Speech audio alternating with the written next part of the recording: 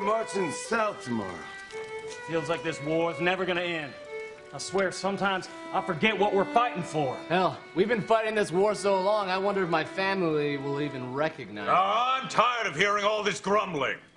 How about a song? Something to lift our spirits. A real foot stomper. How about Old New York? Ah, Old New York. Now that's a tune that'll put the fight back in you. What do you say, boys? All right, yeah. It's a great song. Well, I'm from New York, I am, from up north in Yankee land. Then one day the Union Army came a-calling. They said, son, grab up your gun, there is glory to be won, and soon those 60 boys will be a-falling. 1, 2, 3, it's the Union cause for me. Never fear the great shot or the cannon's roar. For liberty, I'll die happily, and bury me back home in old New York. And we're singing like, oh, oh, oh, party till the sun come out. Oh, oh, oh, we'll stay young forever now. Oh, oh, oh, dance until the pills wear off. Oh, oh, it's a party at my parents' house.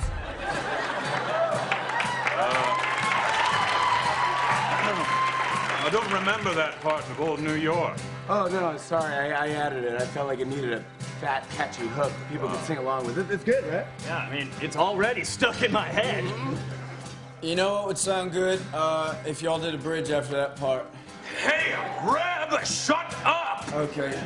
Listen, Old New York is a soldier's song about courage and making your loved ones proud. So maybe best not to change. Of course. Just musically, it felt like it wanted that hook. But keep going.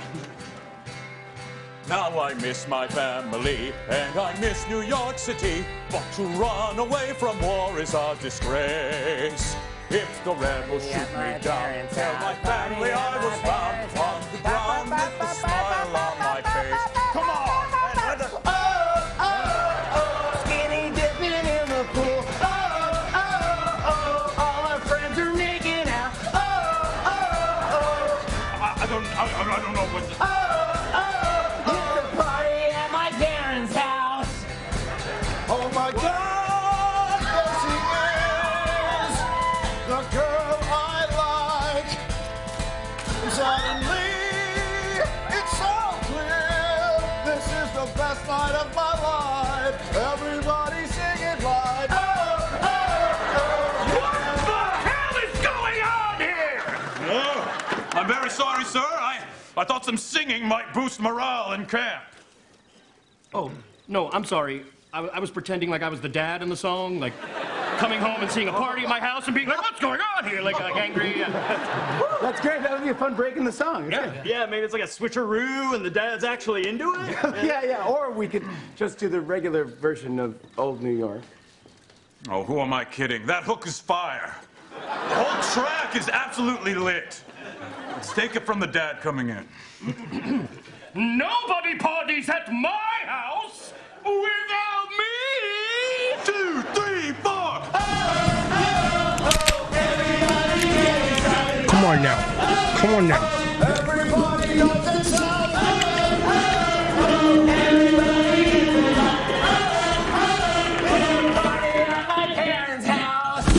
Listen to me.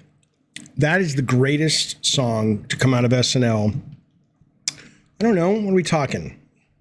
A couple years? It's good to see everybody. Welcome to Gavin and Games. I'm trying to determine. There's the new red phone number, by the way. We got a new red phone number that'll allow me to be less annoyed by the sound of it. But if you want to call in today's a good day to call in. Shoot the shit with your Papa Jaffe, as well as get on the Discord and call in if you want. I don't think it's going to be a very long Gavin and Games today. I was hoping to stream some games tonight. I still might. Hang on one second. Let me just get all this set up so I can see what the heck is going on. But yeah, it's a highly interactive show today. I'm debating whether I want to put pot into my system. I think I might. I'll think about it for a little bit, then I'll decide. Okay, so look. There's the cocaine. Listen, fellas, I want to call your attention. Have I considered a new streaming hat? Says Smug Dark. Why? What is this a bad one? Is this a bad one? What do I need? I'm in a cranky mood today, but I'm not cranky about this. I want to tell you guys, we got ourselves a brand new God of War member in our very own. I mean, this is Moneybags. Here comes Moneybags rolling into town. Tell you what, Travis Slimp has super chatted a bunch of money. God damn, sir. And he's joined the God of War membership. Sir, that is insanely generous of you as always. Thank you so much, Travis. Travis, I'm about to go get some fuck you, Master Luke. I'm about to go get some pot, and I'll be back, and we'll kick off the show, and I'll smoke the very first bit of the reefer in your honor. But thank you, Travis. Thank you very much, buddy. You know I appreciate that. It's very generous, very kind, very courteous. As for why I am annoyed, you want to see a new hat? Why don't you go fuck yourself? As for why I'm annoyed, it's just their days, right? There's a couple things we're going to talk about that relate to video games and the business that I'm just annoyed. I'm just done. And I'm giving you fair warning because I get it. It is very important to guard your mental health. You know, you don't want to be listening all day long to people who are just complaining and I get it. I totally get it, man. That shit's toxic, but sometimes you just got to rant a little bit. So this is kind of a ranty episode. So if you're not into that, I totally get it. There are days where I'm like, look, I'm trying to protect the way I see the world so I can get shit done. But today I'm kind of annoyed. I'm not mad. I'm just like, ugh, fucking world. So we're going to talk about that. Let me go get some pot, because I want some pot. Hey, Benji Martinez, y'all so-and-so. He says we should call this the wah episode. Fine by me, bitch. Fine by me. I'm going to get some dope. I'll be right back. Don't touch yourself while I'm gone. That's gross. It's gross. Jesus will judge you.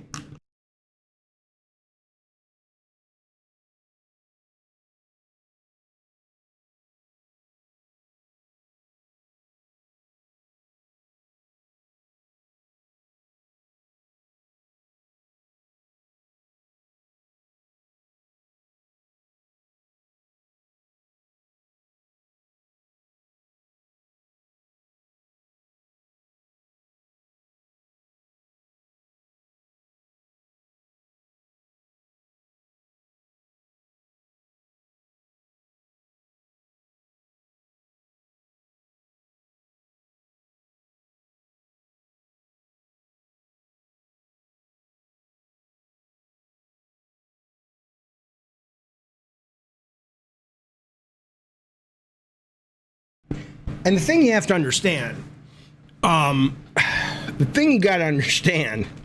Travis, you old knucklehead, listen. God damn it. I am not going to, look, you know, ow, you know, Travis, that's crazy, man, but buddy, I'm not banning Travis's money bags.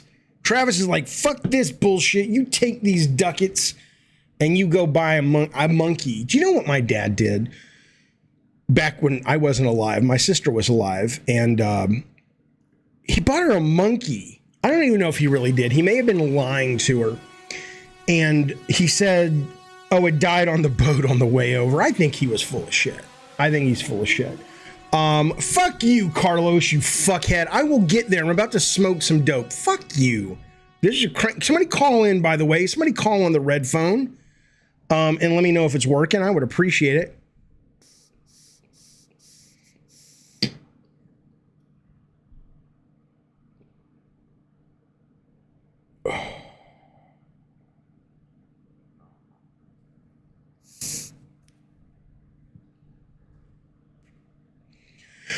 Okay, no, Mr. K, fuck you. This is going to be this is a weird show today. Don't fuck with me. Let me talk about what's annoying me first, though. But thank you, Travis. Good God, man. Thank you, buddy. Am I less moody now? No, I'm just kind of annoyed. Let me tell you what's going on. What's kind of pissed me off. Let me walk you through some of this shit. So the other day I did a video about Grand Theft Auto and gamers getting upset about the news that Rockstar has said that they are going to not punch down anymore, blah, blah, blah. And I got a bunch of comments, which I appreciated. I appreciate every comment, even the stupid ones. But there were two types of comments that came in frequently, and I wanted to take this opportunity to address those comments, those two types. The first one was people were saying, boy, Jaffe, this makes a lot of sense. You've got this game that lets you kill and destroy and murder people, and that's okay, but it's not okay if you're making fun of the LGBT folks or the black folks or any minority group. And everybody who wrote that to me, I can feel the fire now. The fire's starting to come.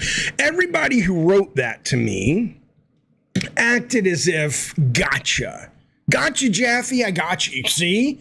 You thought you were complaining about something. Fuck you, you moron. Let me make this very, very clear. Studies have shown time and time and time again the content of the video game in terms of the comic book fantasy violence and military violence does not lead to real violence, okay?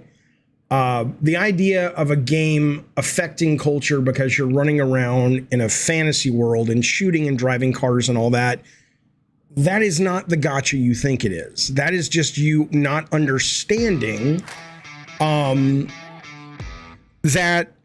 Wow, you must be rich.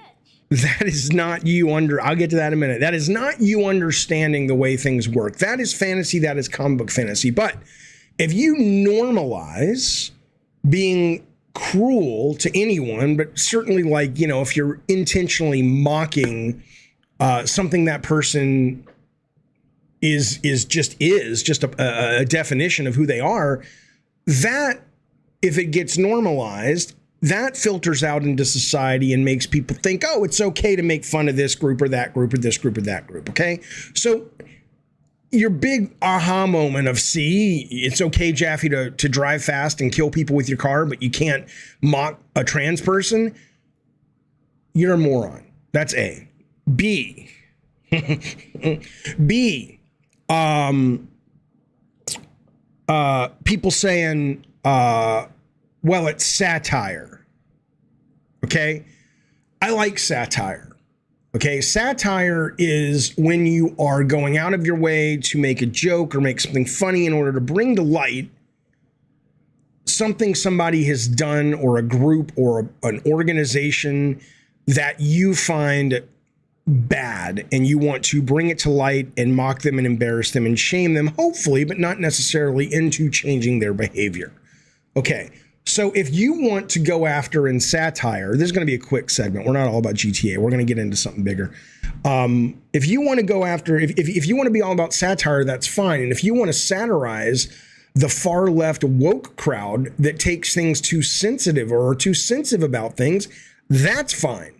That's a valid thing to stereotype. That, you know, at the same time, you need to also stereotype the fact that a lot of people who are annoyed at it are the people who are in positions of power and privilege. But that said, though, it's a totally valid thing to stereotype. But, and it's a totally valid thing, to satirize.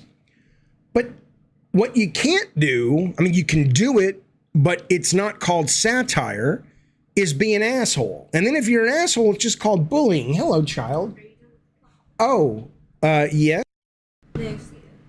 Yeah, one moment. Let me do one. My child has just walked in and she wants this dog biscuit. One moment. Ace, hang on.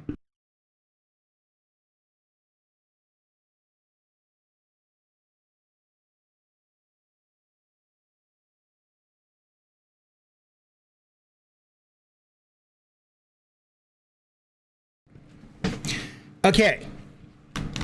Hey, shut that. Thanks, buddy. Okay. But what these people were complaining about, let me show you. This was from Kotaku, believe it or not. But plus me, I'm gonna throw some mud at Kotaku in a little bit. Right? If you think this is satire, what is it satirizing? Listen to the article that this lady wrote, or this lady wrote. Often people respond to concerns like this by pointing out that you can target and kill anyone in Grand Theft Auto. The game is, quote, equal opportunity in the freedom it offers you to wreak havoc in Los Santos. If you want, you can target white guys in cargo pants or people doing yoga. But this is the key. This is the key. She says, but there's nothing, quote, equal opportunity about the position trans people hold in society right now. She's specifically talking about trans people. And unlike other random NPCs, the way Rockstar designed GTA's trans people actively plays into the hateful stereotype harbored by many transphobic players. The trans sex workers you can encounter with their garish makeup and prominent penis bulges seem calculated to be ridiculous and repulsive to players who bring their pre-existing transphobia to the game with them. It's as if they're designed specifically so that some players could relish hurting and killing them because they are trans. Right, you can go kill anybody in the game, but most of them aren't dressed up to look like this. No, it's not Eternal. Eternal says it's just a silly character. They make fun of lots of demographics. Did you just hear what the lady said? You know, you can go after a guy who just looks like a guy, or a guy who's a fraternity bra or whatever, and yeah, they're not picked on in society, and the way they're being depicted in the game is not mockingly, but it is mocking here. And so all my point is that this is not satire.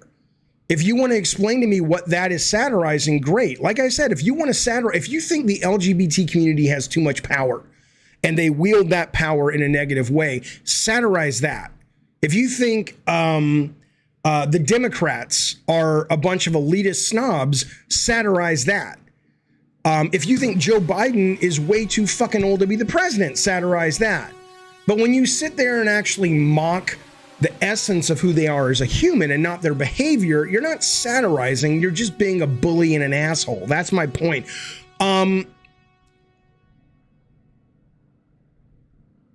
Crip says, Jaffe, the first problem is reading Kotaku and taking what they say serious. Well, what they're saying is serious. It's a good point. How is this mocking? Like the lady said, Lando, Carolyn Petite says, you know, all the other characters in the game that are not marginalized communities are just dressed like normal people. No, Kenneth says, but that's how they dress, right? No, it's not.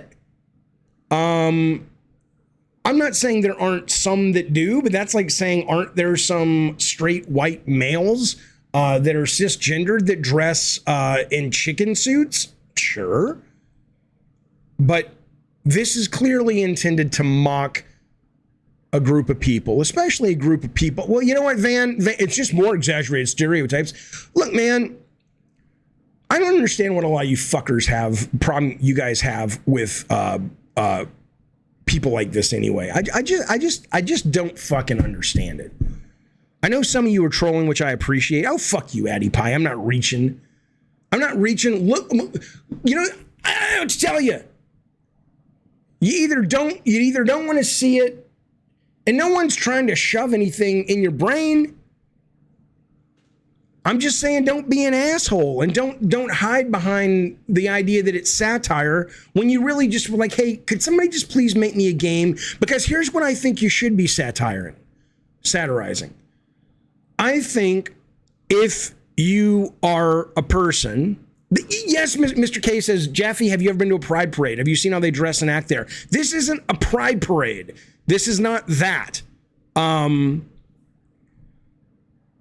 If you are a person, you know, and I fit in this group, which is, you know, I have a lot of privilege in my life. A lot of it coming from my gender, my sexual orientation, my skin color, my, you know, there's 2 or 3 other things I keep missing. And And yeah, it gets annoying when a lot of people tell you, don't say this, that's offensive, don't do this, don't do that. I get it.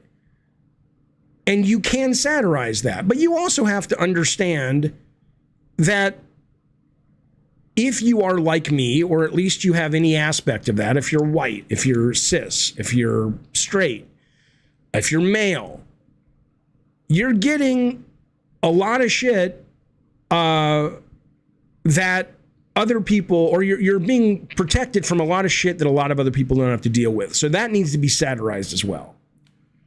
That's all I'm saying. I'm tired of mean people. I really am. And I get it. It's a capitalist society. It's dog eat dog. You have no social safety net. Fuck you, Lando. It's not a non-issue. It is not a non-issue. People are mean and cruel to each other, and I'm sick of it, man. I'm fucking sick of it. No, I didn't say that. Bacon Magma says, Jaffe, so you're honestly telling me that not one gay dude regularly dresses like this? Come on. I'm sure there are, Bacon, but this is how they're all dressed here. Okay? This is how they are all dressed here. It exists to mock them. Right? You being able to beat up anybody you want is fine. It's not political correctness as the pair is the issue, not the trans issue in specific. So then what you need to do is two things, right? You need to, again, I'm getting high, boys. You need to, come on, man. I've already forgotten my thought. Addy Pie, fuck you. He says, this is a non-issue, bruh. It's a dumb game which has a non-offensive clothing style and you are choosing to be offended. This seeps out into the world and it colors how people see people who are different. Okay? That's all I'm saying. Fuck you. Fuck you. By the way, Travis, thank you, buddy. You were money bags. You were donating way too much money. It's very kind. It's very courteous. It's very generous. Let's move on, though, Travis, shall we? Because these people are fuck you, Kingdom of Nerd. Give being a Karen. Fuck you. Let me tell you something. Here's how you know I'm not a Karen. Because I defend these people's right to be pricks and assholes. Okay? They have a right to do it, but they shouldn't. You should have been raised better. That's not true, Addy Pie. I'm sorry, it's not true. He says, I don't let a game influence my thoughts and beliefs. Yes, you do. You are swimming in popular culture. You may not be aware of it. No, I'm not aware of it, right? But there is a lot of shit that we are inundated with. Just look at the state of affairs with teenage girls and all the magazines and Instagram and all the shit. Intellectually, of course, they know that those pictures are touched up, but they also are not inoculated from being affected by how culture treats those people. So to act like, well, this just doesn't affect me. No, it does. It does. Zane Wickman of the Cincinnati Wickman says, hey, I'm straight. I worked in an area that's regarded as gay central by all the LGBT folks. This attire wasn't the norm. Seeing during Pride Parade, sure, but this game mocks that community. Right, Zane Wickman? Absolutely. No.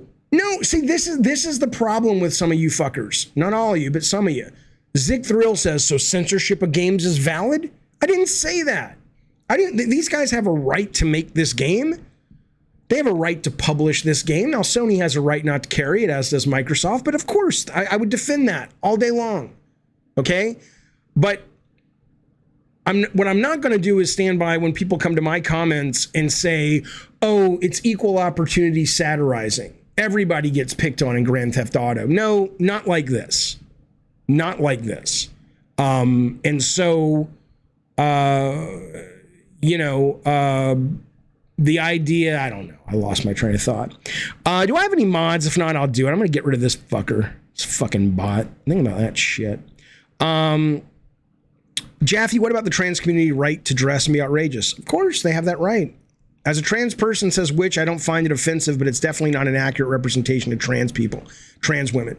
I don't know what you don't find offensive, though, Witch X, about the fact that you have a very put upon community, a very endangered community. And instead of presenting them like they are in real life, which is just normal people trying to fucking get by and have a great experience, all the trans people reflected in this game are over-the-top caricatures. I'm offended by it. Fuck you, Truth Hurts. All right, let's move on. Yeah, I agree. Hey, black people are heavily stereotyped in GTA, but no one had a problem with it. I don't know about that.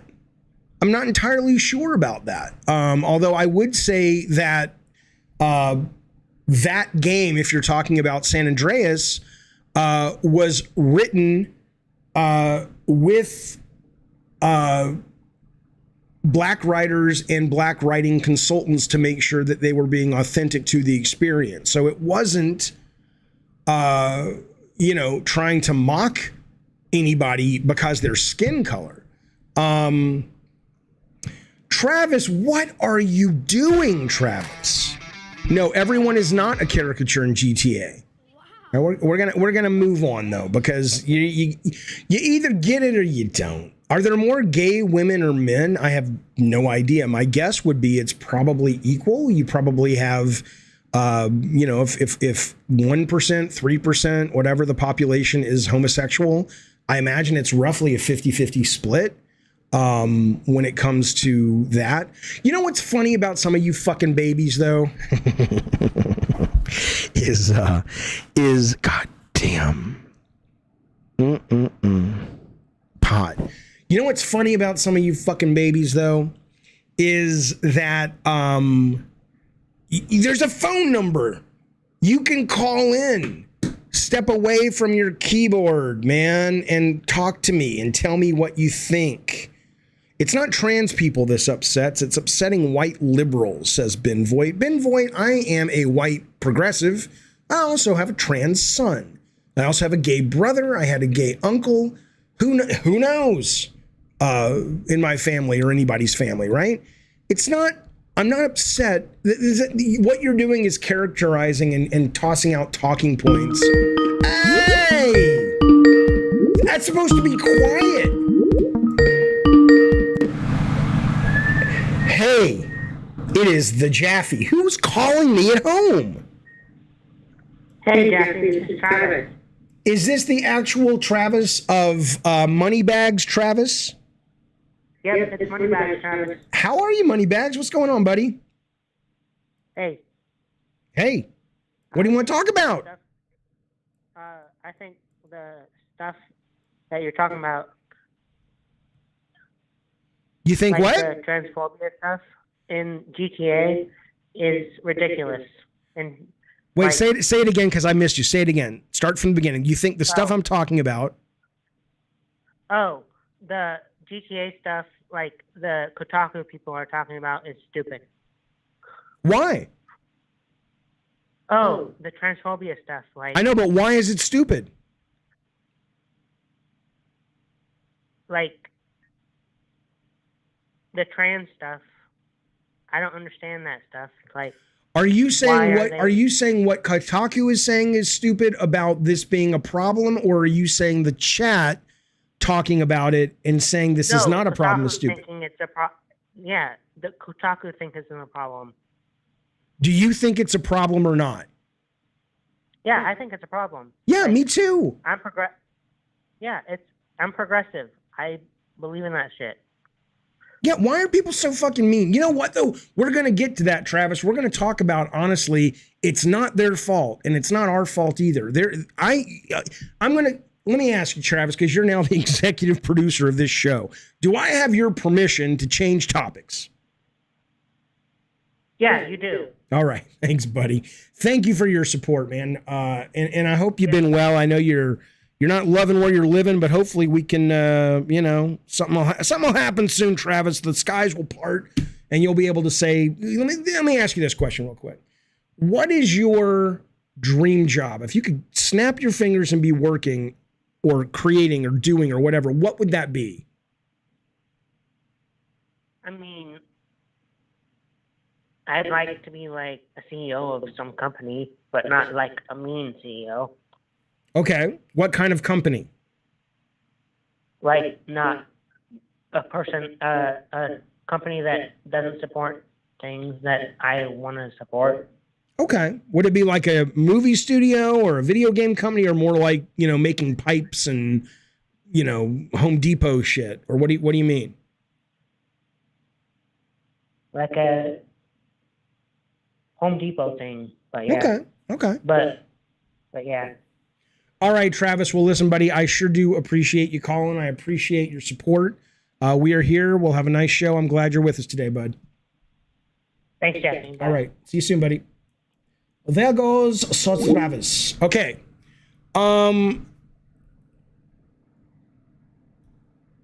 Jaffe's definitely influenced a bit too much by other folks. Fuck you, motherfucker. We're going to change topics, and you'll see. You'll see. Bill Bone says, Jaffe, are you repressing your latent homosexuality? If I'm a homosexual, it's really... Does latent mean... it? Okay, what I was going to say is if I'm a homosexual, it's really latent. But latent might just mean late, or does it mean suppressed? The point is, though, I don't believe so, but how would I know that? Like, do you think people who are have suppressed homosexuality, if it's suppressed, how would they know it? But, here's what I can tell you. Like I said, I have a gay brother. My brother says he knew he was gay, probably almost immediately when his brain began to think of such things. That's supposed to be quieter. It never occurred to me to think about being the homosexual type. So, my point would be probably not. Well, hello, young whippersnapper. You have reached the Jaffe Hotel. Would you like to stay? This is a great way to spend my time at work. This is who. Wait. I don't know what you're saying. I don't know what you're saying. I don't know what you're saying. Slow down. Move your what's that thing called? Your mouth away from the microphone and begin again, sir. Give me a second. I'm on Bluetooth. Let me switch. You're what? What happened to this man? What happened to him? Master Luke says, I wasn't gay until I saw your gorgeous beard. This is the agenda, baby. It's right here. Suck the agenda. Oh, gross. All right. What's up, buddy? Hello? Oh, hello. Can you hear me now? I can hear you great. Okay. Sorry. Bluetooth issue. Sorry about that. It's astounding how little I care. I'm just fucking with you. Give me a hug. Give me a hug. I'm at work. It'd be kind of weird to give an invisible hug to somebody. Fair enough. All right. What do you want to talk about, bud? Okay. It's about the last topic about GTA and something I don't think your chat was getting. Okay. And you brought up a good point. With San Andreas, Rockstar went out of their way to portray black people in a respectful way because they understood, hey, at least in the U.S., black people get screwed over. So they are capable of acknowledging when there is a group who is getting unequal treatment, and they go out of their way not to portray them in a just horrible manner. Even in GTA 5, they still did that. They portrayed black people fairly. All you're asking and saying is that, hey, it's great that in this upcoming game, they may be doing that to trans people as well. It's a correction of going, we want to be satirical, we want to poke fun, and we want to shine a spotlight on the shit that's shitty, but we don't want to be assholes. It doesn't mean the players can't be assholes, but the game won't be as mean-spirited, and they don't like that, because a lot of them, what I think they're hearing is more of the political correctness. That's what they really don't like, and I get that, and in a lot of ways, that should be the conversation, but they don't like being told what to do. No one does. And they do want to have a game where they can go and just rage and be a total asshole. And I totally get that part. But we should, when the discussion comes up, we should discuss that aspect to it. And I think people would find that they are on the same side. I'm about to talk a story about this horrible corruption in the video game industry, and you will find, I bet, that the right and the left will go, yeah, we both fucking hate that. We're all getting fucked over. That's what really pisses me off. Agreed. Yeah. Yeah. Anyway, I got to get back to work. All my point was is. Let me talk to your boss. Oh, they're not here right now. I'm like far away from them. I'm in a big building. What do you do? I'm a janitor at an airport. At where? At an airport. That must be, you must see some shit. You have no. What is the weirdest fucking thing you've ever seen at an airport bathroom? Somebody wrote literally the word poo on the walls with poo. And you. I also see a lot of old man ass when I clean the restroom. Because a lot of guys, when they go to the urinal, they can't like get up to it properly, so they have to like go down around their ankles, just hairy, white, just ass, white hair, old balls. It's pretty bad. And children are walking around in there. They shouldn't be. Do you ever see people having the sexy time at the airport? No. I've seen people walk out of the family restaurant together kind of giggling, and I've assumed. They did it. They had the sex time. They had to have. They've had to have. But I never see the afterwards of that. I see a lot of diarrhea on the floor, but I never see the afterwards of the sex. Understood. All right, buddy. Thank you so much for calling. Get back to work. They're saying in the chat they're worried about your job. No. They can't fire me. Good. Thank you, Jeff. All right, man. One. We'll see you soon. There he goes, fellas.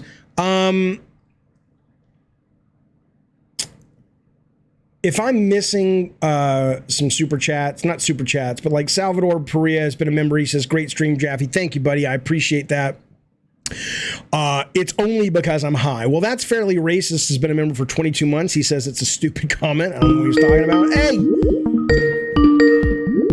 I'm going to take this call, then I'm going to shut off the red phone for a few minutes when we change topics. It's Jaffe. What can I do for you? What do you need in your life that your Papa Jaffe can help with? Hey, Jaffe, thanks for taking my call. Anytime. On YouTube, my channel's a different era. I've interacted with you before in chat. Just wanted to ask you a few questions.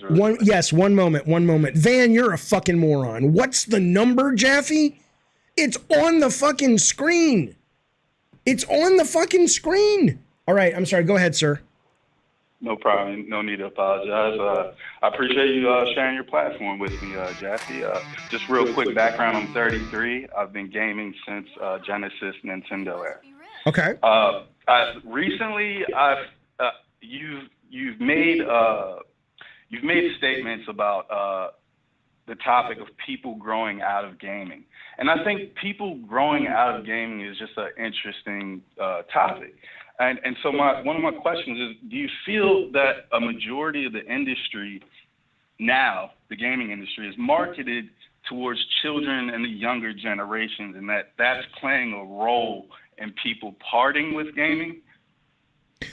Well, or the increasing negative outcry that you see about people having in gaming in general? I mean, I'm sure that plays a part for some people, no doubt, but I honestly think, if I can get my thoughts together, because it's a really interesting, to me, and complex topic, but I really think the bigger part of it has to do with what a game requires of the player, which is there is a, compared to, watching a movie or watching a TV show, and then compared to watching a dumb TV show like an ABC sitcom versus something challenging like on HBO Max or whatever, the amount of energy required to play most games and investment is really high. And I think most people... Time investment.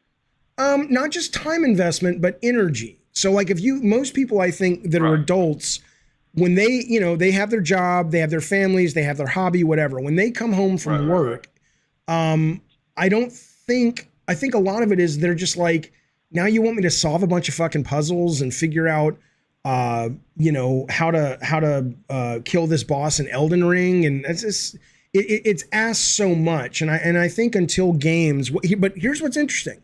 I think everyone up and down the spectrum loves interactivity. And I think the internet shows us that. I think to some extent Candy Crush and super casual games show us that.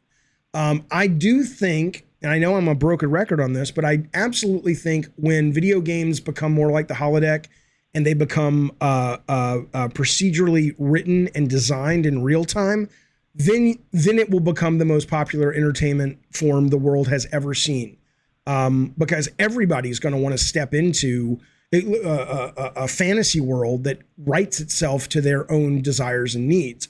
But right now, I think a lot of it is most adults are like, dude, I'm fucking tired. I don't want to sit here and play, Final Fantasy Tactics. Can I turn on, some stupid fucking sitcom and then, go to bed? That's what I think it is. Okay. I think that gaming, the majority of the industry is marketed towards children. I think statistically. Oh yeah, I agree, but I think that's why though. I think you've got some indie games and stuff that are not, and you've got some. I don't think The Last of Us 2 is marketed to kids, but I agree. But I think it's because kids have summer, they have weekends, they come home from school, they're in college, fucking around.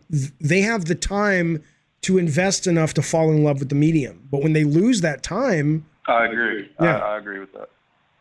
Okay. I'm not going to take too much more of your time. This is the last thing here.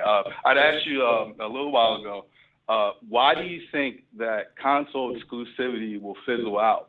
And how would that absence or void in exclusivity affect the choice in which platform consumers buy? It won't. The only reason console exclusivity will fizzle out is because ultimately we won't need consoles anymore because it will be directly streaming into your television. Now, whether that's 6 years away or 15 years away or whatever, that's a discussion I don't want to get into because people get real passionate. And the fact of the matter is none of us know. None of us know.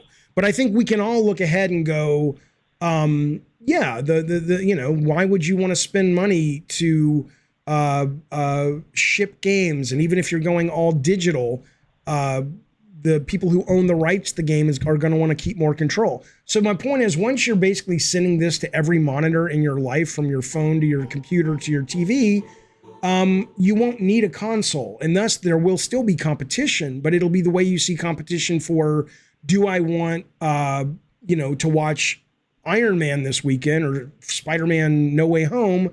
Or do I want to watch a Harry Potter movie, or do I want to watch this indie movie? That's where the competition should be. I want to see the medium compete with each other. The idea that the hardware is competing seems ridiculous to me. Thanks for the insight, Jeff. Yeah, appreciate your time. Call back anytime. Good to talk to you, bud. Yes. There he goes. Okay, I will get back to the red phone calls in a little bit. I'm going to turn it off for right now so we can change topics.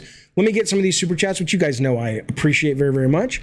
Travis, buddy, he says, thanks for saving my life. Again, Travis, I don't know how I would have done that, but here's what I can tell you, Travis, and joking aside, all honesty. In fact, I was talking to, this might have come up with the Sessler conversation. I don't remember. But it came up recently on the stream with someone, and I do the stream because I genuinely love it, and I find it so much fun to stream and talk to people.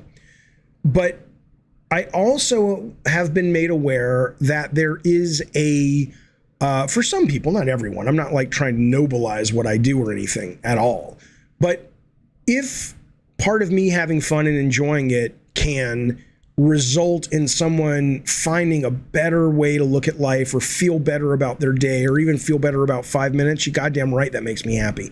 So thank you not only for your support, but more importantly, thank you for being here. Thank you for sticking around. And don't take any shit from people, Travis. I get the sense you take shit from people. I don't know if that's true. Fuck you, a cab.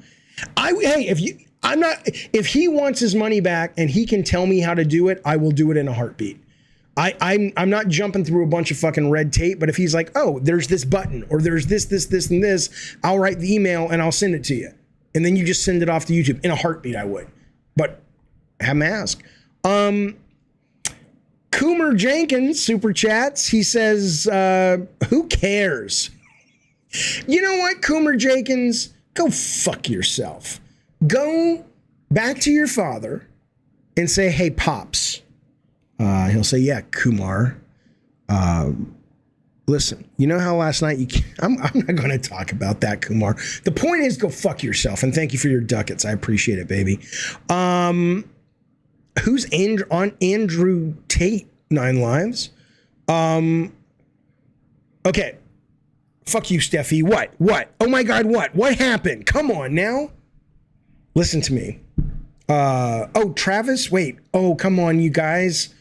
I don't know who. Oh, the pod is kicking in. Yeah, Bill Bones, the physical games market still makes money, but here's what you have to understand. It's not going to be like records, right? When you have a record player, any record player can play any vinyl.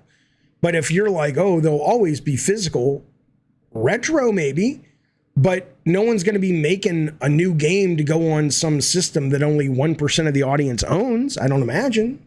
Except the Playdate. I don't know.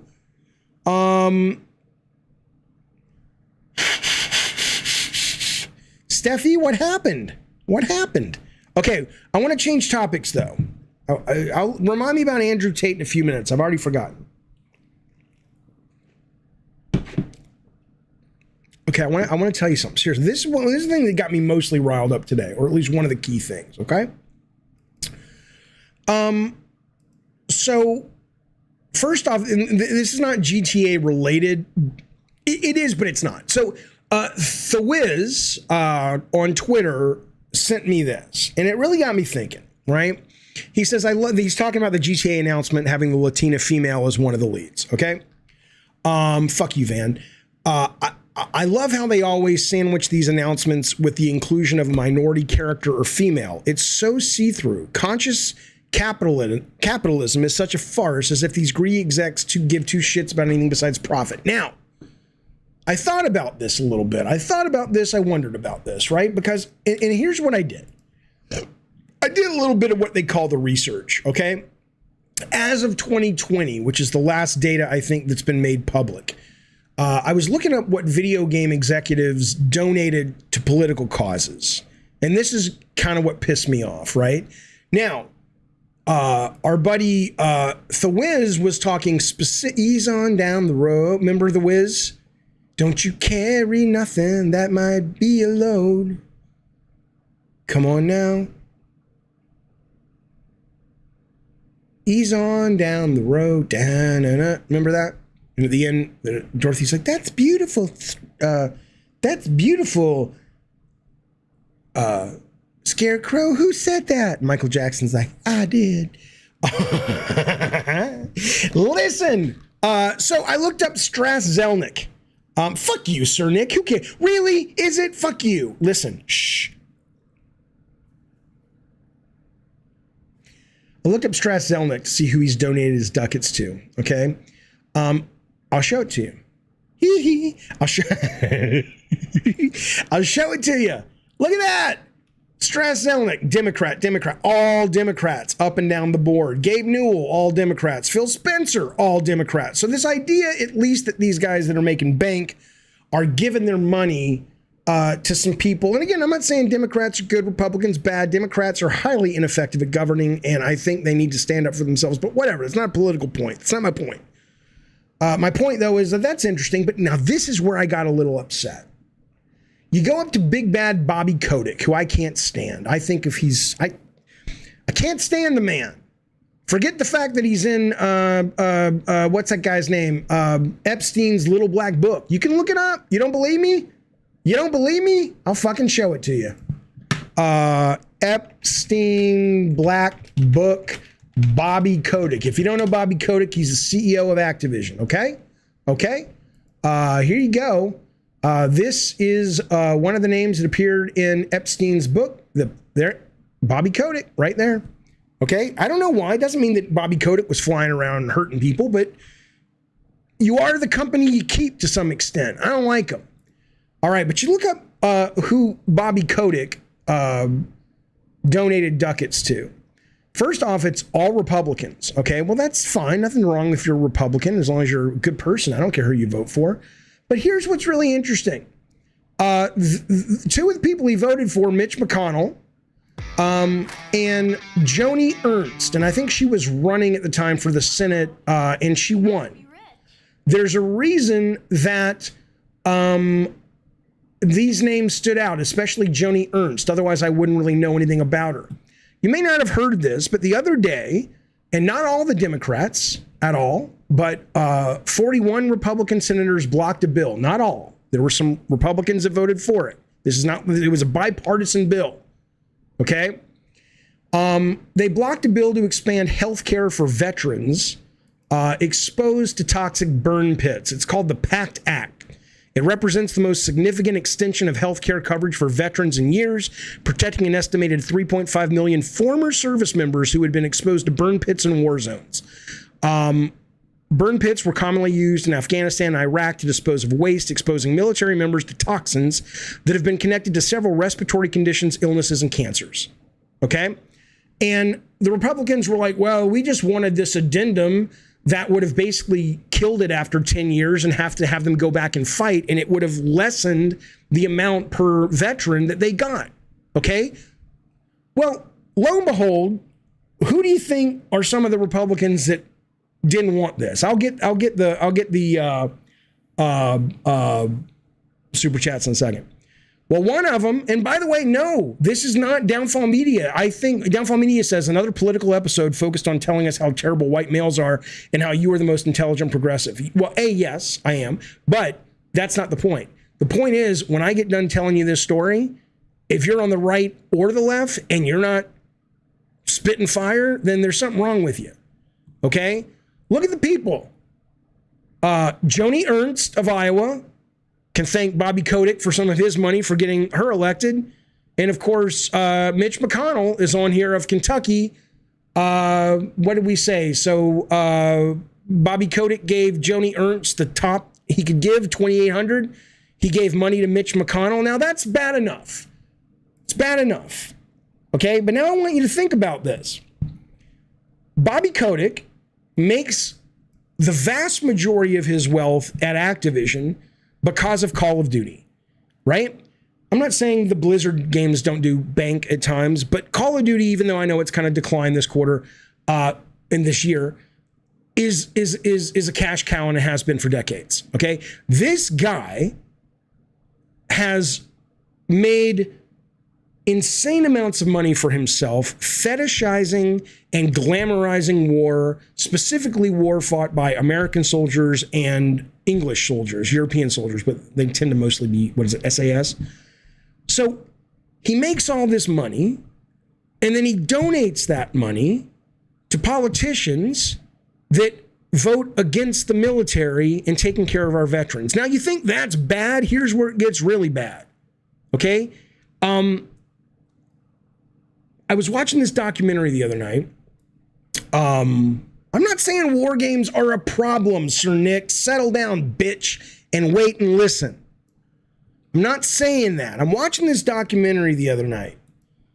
It was about Victoria's Secret, the history of the company, but specifically the CEO, a guy named something Wexner, and how he ended up having a no one knows what kind of relationship was with Jeffrey Epstein, but it was clearly a meaningful relationship. Epstein had power of attorney over him and all this shit, okay?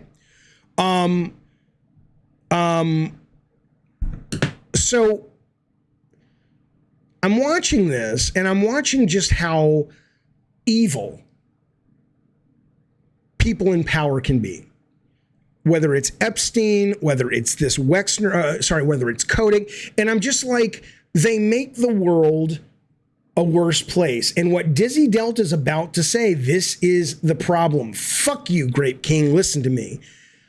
The world, the older I get, I'm 51. The older I get, the more stunned I am at how corrupt people in power and people with wealth can be. It is vulgar. And I would have thought as I would have gotten older, I would have been more, oh, I get it. I don't get it. I think it's horrible how we treat people, okay? Here's the real thing that pissed me off about it. You have to have seen this cartoon. If you're listening and not driving, not a problem, I'll pitch it to you. A guy sitting in his living room, sitting by his window reading the paper. Smash!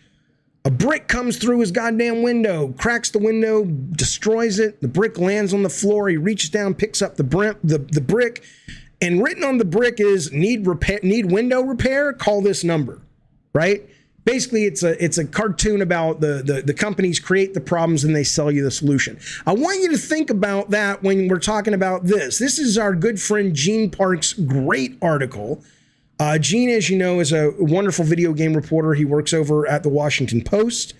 And unfortunately, he has been diagnosed recently with an aggressive cancer. I think it is colon cancer, but he is fighting it. He is in chemo right now every day. I don't pray. I don't believe in that stuff, but every day I'm thinking about the man, and I can't wait to hear that he's on the mend, okay? But he wrote this fantastic article about how, and he doesn't really necessarily know why it's cyberpunk, but he's fallen in love again and become obsessed with cyberpunk because he says it frees him from his prison. He's scared of the cancer. He's scared of his mortality. He's worried about what's happening to him, and he can come into this game world and lose himself in it. I'll read you just a paragraph, but this is a highly recommended reading. Just Google it. But I love this thing that he wrote here. He says, Cyberpunk 2077 is often criticized as not really offering any real vision of the future, but now I understand it was never meant to represent any sort of future. Cyberpunk 2077 is the future as it was seen from our past. It's when we believed still that flying cars were a possibility. Now I, as a 40-year-old man, take comfort in how modern tech is repackaged a catalog of old and outdated counterculture, all from my youth, a time of my life when I felt truly immortal and ageless, when tomorrow felt guaranteed. Now, if that doesn't break your goddamn heart, now again, I think Gene's going to pull through. But this is a man who's scared. This is a man who's putting his heart and soul out on paper, talking about how video games are giving him an escape. Now, Gene's case is certainly rarer than most people who just go, God, work was tough. My relationship's in shambles, or I'm just tired. Let me lose myself in a movie, a show, or in our case, a video game. Think about that. The very people who make a lot of the problems in the life that we need to escape from through media are the ones that are making money off the media that we use to escape the shitty situation that they created in the first place. That's what pisses me off. It's a direct line. Here's what it looks like. Big bad moronic Bobby Kotick says, I want to fetishize war and glamorize war. Cool. Everybody escapes their reality. They play that game. They get a little bit of a respite. He gets big, fat, and rich and dumb. Then he takes his fucking money and he says, I'm going to put it into Mitch McConnell and Joni Ernst. And then they win because the elections are all about how much has most money usually. And they start voting against the very fucking veterans and make life worse for veterans. And then those veterans turn around and, you know, buy things to numb the pain of how shitty the powerful are to the people who are not powerful and rich. And the money goes right back to Bobby Kotick. That's why I'm fucking annoyed. That's why I'm fucking annoyed. Okay? Okay? Yes, games do help you forget about your troubles. I agree. I love that about games. That's what a cab is saying. Jaffe, I agree with him. Games help you forget about your troubles. Yeah. But a lot of those troubles are caused by the very people you're paying to help you forget about your troubles. And if you're on the right or the left and you don't agree that, I mean, I want you, and we're going to get back to games because I want to talk about Diablo for a minute. I want you to think about this for a minute.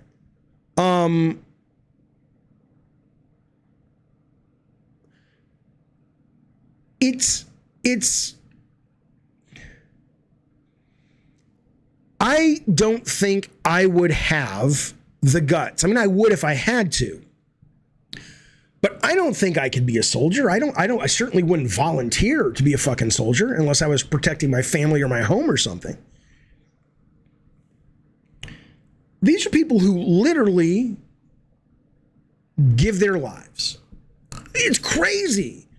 And these are people who risk their lives and come home, and we can't approve. We can make sure all these big corporations don't pay taxes and stay in business instead of collapsing, and we can't approve a $280 billion over 10 years bill to make sure that the motherfuckers that we send into Iraq under false pretenses, by the way, are not suffering any more than they have to from the cancer that was caused by being over there. Go fuck yourself. I can't deal with it. Smug dark loser. I've not read the bill. I have read about 4 different analysis of the bill. Tell me where I'm wrong about the bill. I also have read the addendum of the bill by, was it Toomey or Tumber? I don't know. It starts with a T. I get that guy and the Auburn ex-coach who's also a senator now mixed up from Alabama. And he wanted to put a cap on it. So, I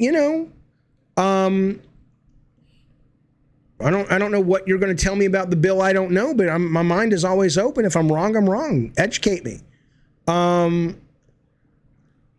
If you think Iraq is bad, you haven't been to Chirac. But I'm not comparing awful war zones. I'm just saying. Let me get some of these chats real quick. I appreciate it. George has been a member for 11 months. Thank you, buddy. By the way, if I'm particularly sloppy today, it's because I'm high. And, George, thank you, buddy. He says bread and circuses. Yeah, but don't you think by now we're so aware of bread and circuses that we have a term called bread and circuses. When are we going to stop being so goddamn stupid that we go, oh, they're doing that thing. They're doing the bamboozling, right? We just don't remember it. Thank you, Travis. Good God, Travis. I'm going to make a song about Travis real quick. And then I'm going to turn on the red phone. I'm going to give you guys a chance to talk, speak your mind. I could be wrong. I don't have to be right about everything. Come on now. Which war have I been in? I ain't been in any goddamn war. Skype. There you go, baby. All right, red phone's back on if you want to call. Here's a song about Travis. There was a boy named Travis who decided he would sell his penis for $75,000. A man came in and said, I'll buy that, and he sold it. That's all I got. Thank you, Travis. I'll get to the call in a second. 1 second, caller. Smug loser. You are so dumb. What I love about people like Smug Loser is they think... But again, this is the education system. This is the problem of having no self-awareness. Is that they think anyone who says something that they don't agree with or they don't like, you can put them in this box of saying, oh, you're just repeating things. You're parroting things. That's what you're doing, man. I have read 4 analysis of the bill. Okay? I have read analysis of the addendum to the bill, which is the reason Mitch McConnell actually said, we're not opposed to helping the military, but we want this addendum in there. And I've read the reason the other politicians, including some Republicans, said, no, that's unacceptable. Okay? What I said to you when you asked me if I had read the bill, I said, I haven't, but I said what I just said. If there's something if there's data you have about the bill, I don't have to be right. Educate me. Instead, you come back without education, without references, without information. You come back with the same old parroting horse shit. You have to be better, smug dark loser. You just have to. You just fucking have to. Yes, I'm on Business Insider, smug dark loser, because that's where the list of politicians were that blocked it. That's not the only place I went to, you moron. All right. Caller, what's up, buddy? Hey, can you hear me? I can. Oh my gosh, this is amazing. First of all, massive fan. So happy to be able to finally catch you. Thanks, man. Got a kind of fun question and then maybe something a little more serious related to your topic, if you have time. Okay, let's go. So, first fun question. I know you're a weed smoker. I am as well, and I have been for most of my life. I'm on the weed right now, sir. Me too. I'm hoping I can take a hit while I'm talking to you. It'd be kind of an amazing experience for me. Nice. But also, here's the thing. Yes. Do you prefer sativa or indica when you're gaming, and why? I don't okay, well, so I don't know enough. Okay, here's what I know. When I buy the pot, so like here's what I got in my desk drawer right now. I've got this is Pineapple Express. That's a hybrid. And then I've got something called Papa's Herb, and that's just sativa.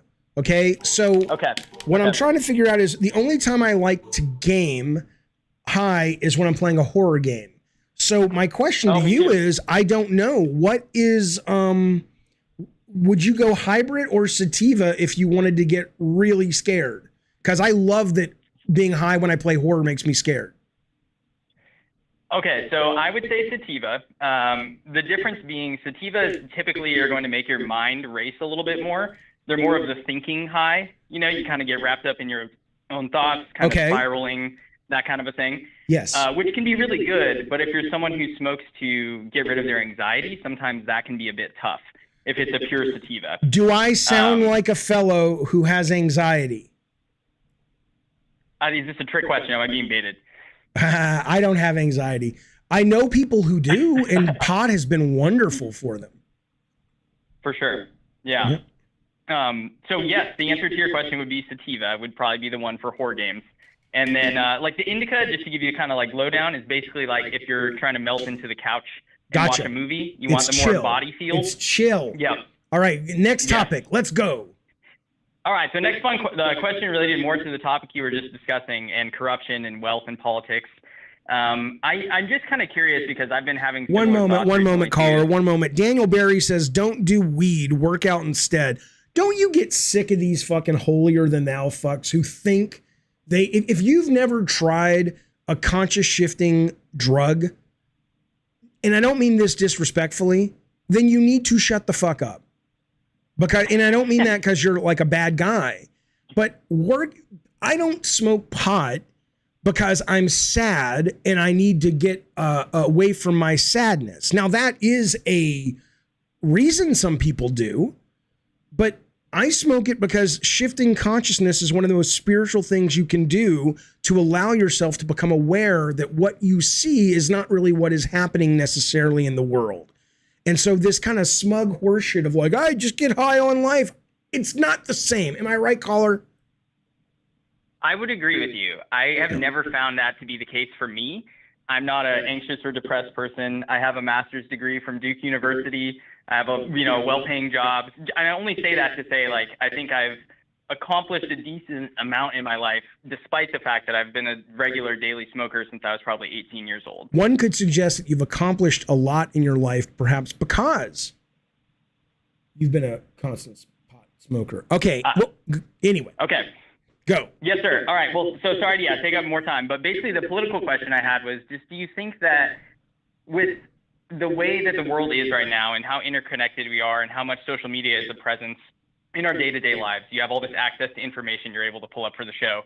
Do you think that we are like more hyper aware of this corruption, or do you think that it is legitimately increasing in recent years as opposed to in the past? No, I think we're more aware of it. I think if you look back, I mean, assuming that the media we consume is true, that calls itself accurate, like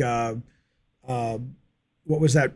Spielberg made the movie Lincoln off of it, but she won like the Pulitzer about Team of Rivals about Lincoln and the Civil War and all that and the vote.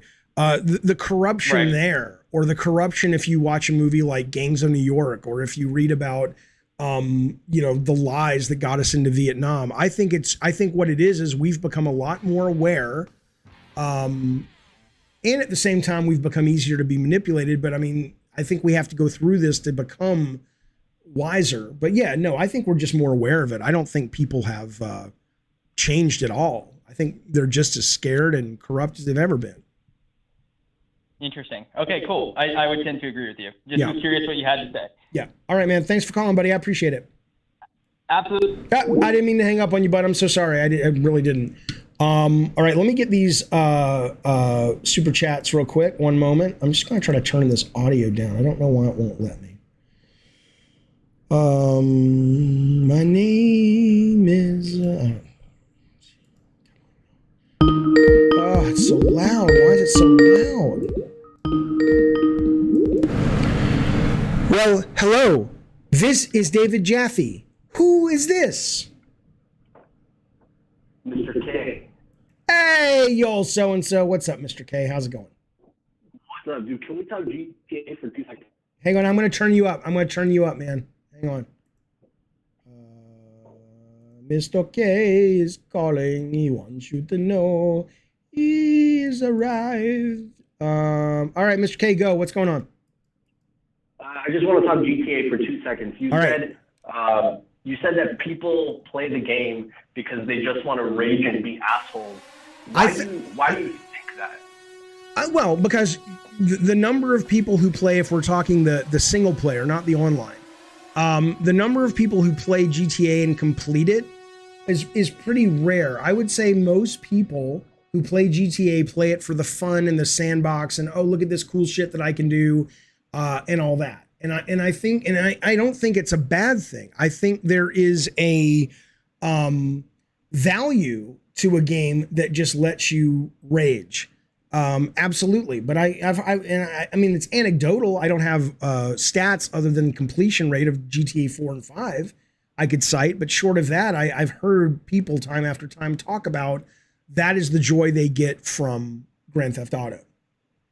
I mean, I would have. I played it and I haven't completed it, and I enjoy the sandbox of it. But just the same with Red Dead is there is still like a good game there besides that. But whatever. Oh yeah, I don't disagree, and also I don't lump I don't lump Red Dead in with that. I think it's a very different kind of experience they want you to have. For sure. One other quick thing. Do you think that maybe we should start divorcing mobile gaming from regular gaming in the sense that the market is different? The cost. Well, what do you mean? What do you mean? What do you mean divorcing? What is it? Well, right now, every time we talk about gaming, like sometimes you'll be like, you'll talk about the gaming market, and you go mobile gaming. You're including mobile gaming in that. For example, people when they talk about the overall market cap of gaming, they include mobile gaming in it. They kind of include it in the gaming category, but it's a different target demographic. It's a different cost of entry. I mean, the only similarity they share really is that some of the companies that make traditional games also make mobile games. But well, I mean, that, I think it depends on who you're talking to. If you're asking me personally, should I disengage on my stream from talking about the mobile space? On one hand, I would say that's probably better business, because I would have to imagine the vast majority of people who come here are not all up in the mobile space, or if they are, it doesn't stop them from being hardcore console gamers. But at the same time, though, one of the things I find fascinating about just the art form and the medium of interactivity is watching how the public responds to it, and watching how, you know, if you look at the number of people who are spending money on something like Candy Crush compared to God of War 2018, or certainly God of War 2005, it's a fucking T-Rex to a mosquito. And I find that fascinating. Like, what is it about the medium that gets them, but something as lauded as The Last of Us or God of War or whatever doesn't seem to call to them at all. So I talk about it more in the context of what it is saying about the power of the medium and how the medium connects with different people. But I'm not genuinely interested in, oh, look, you know, Clash of Clans is up another 20% this month, or any of that shit. Right. Fair enough. All right, dude. I'll talk to you later. Good to talk to you, Mr. K. All right, Come back. There we go. All right, let me get these super chats. I'm going to turn down the audio on the red phone real quick so I can stay focused on the super chats, which I appreciate, fellas, because I'm about to tell you one more thing that's got me all pissed off today. But I want to get the super chats here. Thanks, fellas. Travis Yole, so-and-so. Travis has gone crazy. Travis has literally gone crazy. Travis is going out of business. And this is he's got a going out of business sale. Travis, thank you for those big super chats. Very kind, very courteous. I appreciate it, buddy. Dark Dragonov has super chatted. He says, only mushrooms are truly beneficial. Weed is a crutch. I think you mean crutch. Mushrooms are beneficial. Ketamine is beneficial. Ayahuasca is beneficial. There's a lot of psychedelics that are beneficial. Weed, your mileage will vary. I don't think I need a crutch. I don't use weed to escape. I've never been an addictive personality like that. I genuinely enjoy the mental shift I get with weed, but yeah, I don't use it as a crutch. I'm not sure, but maybe it does for you, man. Maybe it does for you. Okay. I love you right back, Bill Bones. Bill Bones. Like that was the part of the song, Your Honor, that I wrote. It's the best part of the song, the Bill Bones song. Now, yeah, other writers came in later and they added things. Oh, you know, Bill Bones fought in the Civil War. But Bill Bones, that was mine. And I think I deserve all the money. That's all I'm saying. You got a super chat, Frank Blasey? I didn't see it. Oh, you've been a member, you old so-and-so, for 20 months. Goddamn, Frank, thank you, buddy. He says, Jaffe, on a sincere note, thank you for being a blessing to me this year. It's been a delight to join the community. Thank you, and go fuck yourself. Thank you, sir. Thank you, sir. Thanks, buddy.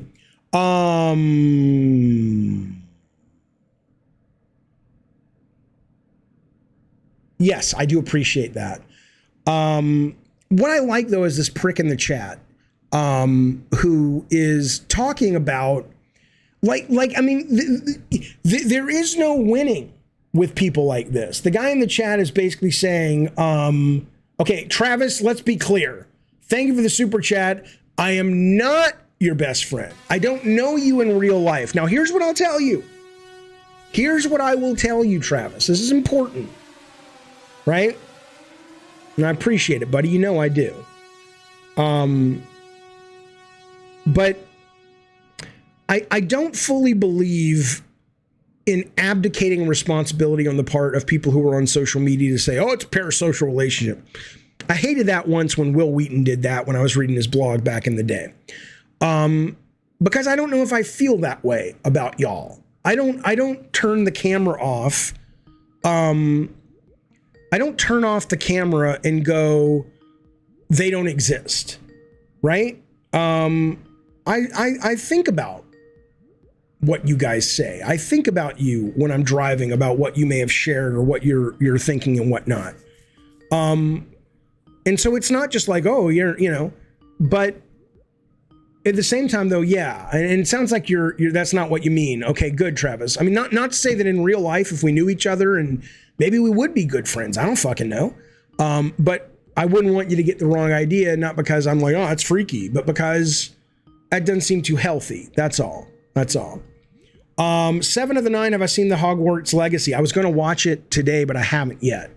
Let me get this call real quick, and then I want to tell you about this thing Kotaku did that pissed me off. It's like, geez, Jaffe, you're pissed off a lot. I'm always angry. Hey, where'd the guy go? You can call back again, dude. Sorry. Is it this guy? Are you on the phone? Hello? Hello, David? Travis, thank you, buddy. I'll see you later, man. Be well. Be well, be safe. Have a good night, sir. Yes. How's it going, buddy? Yeah, I just got my emulator on my PC working, and I went back and I played the first 2 God of War games. Hey, wait, stop. You're the guy who went to Mexico with the prostitutes. Yeah, the one and only. What is your name again? James Gilchrist. God damn. We haven't heard from Jimmy Gilchrist in a long time. Where you been? Well, I'm going to Mexico in November. Why don't we be up in San Diego? We go down together. Where have you been, though? We haven't heard from you in over a year. See, that's what I'm saying. I remember you motherfucking people. I've been working.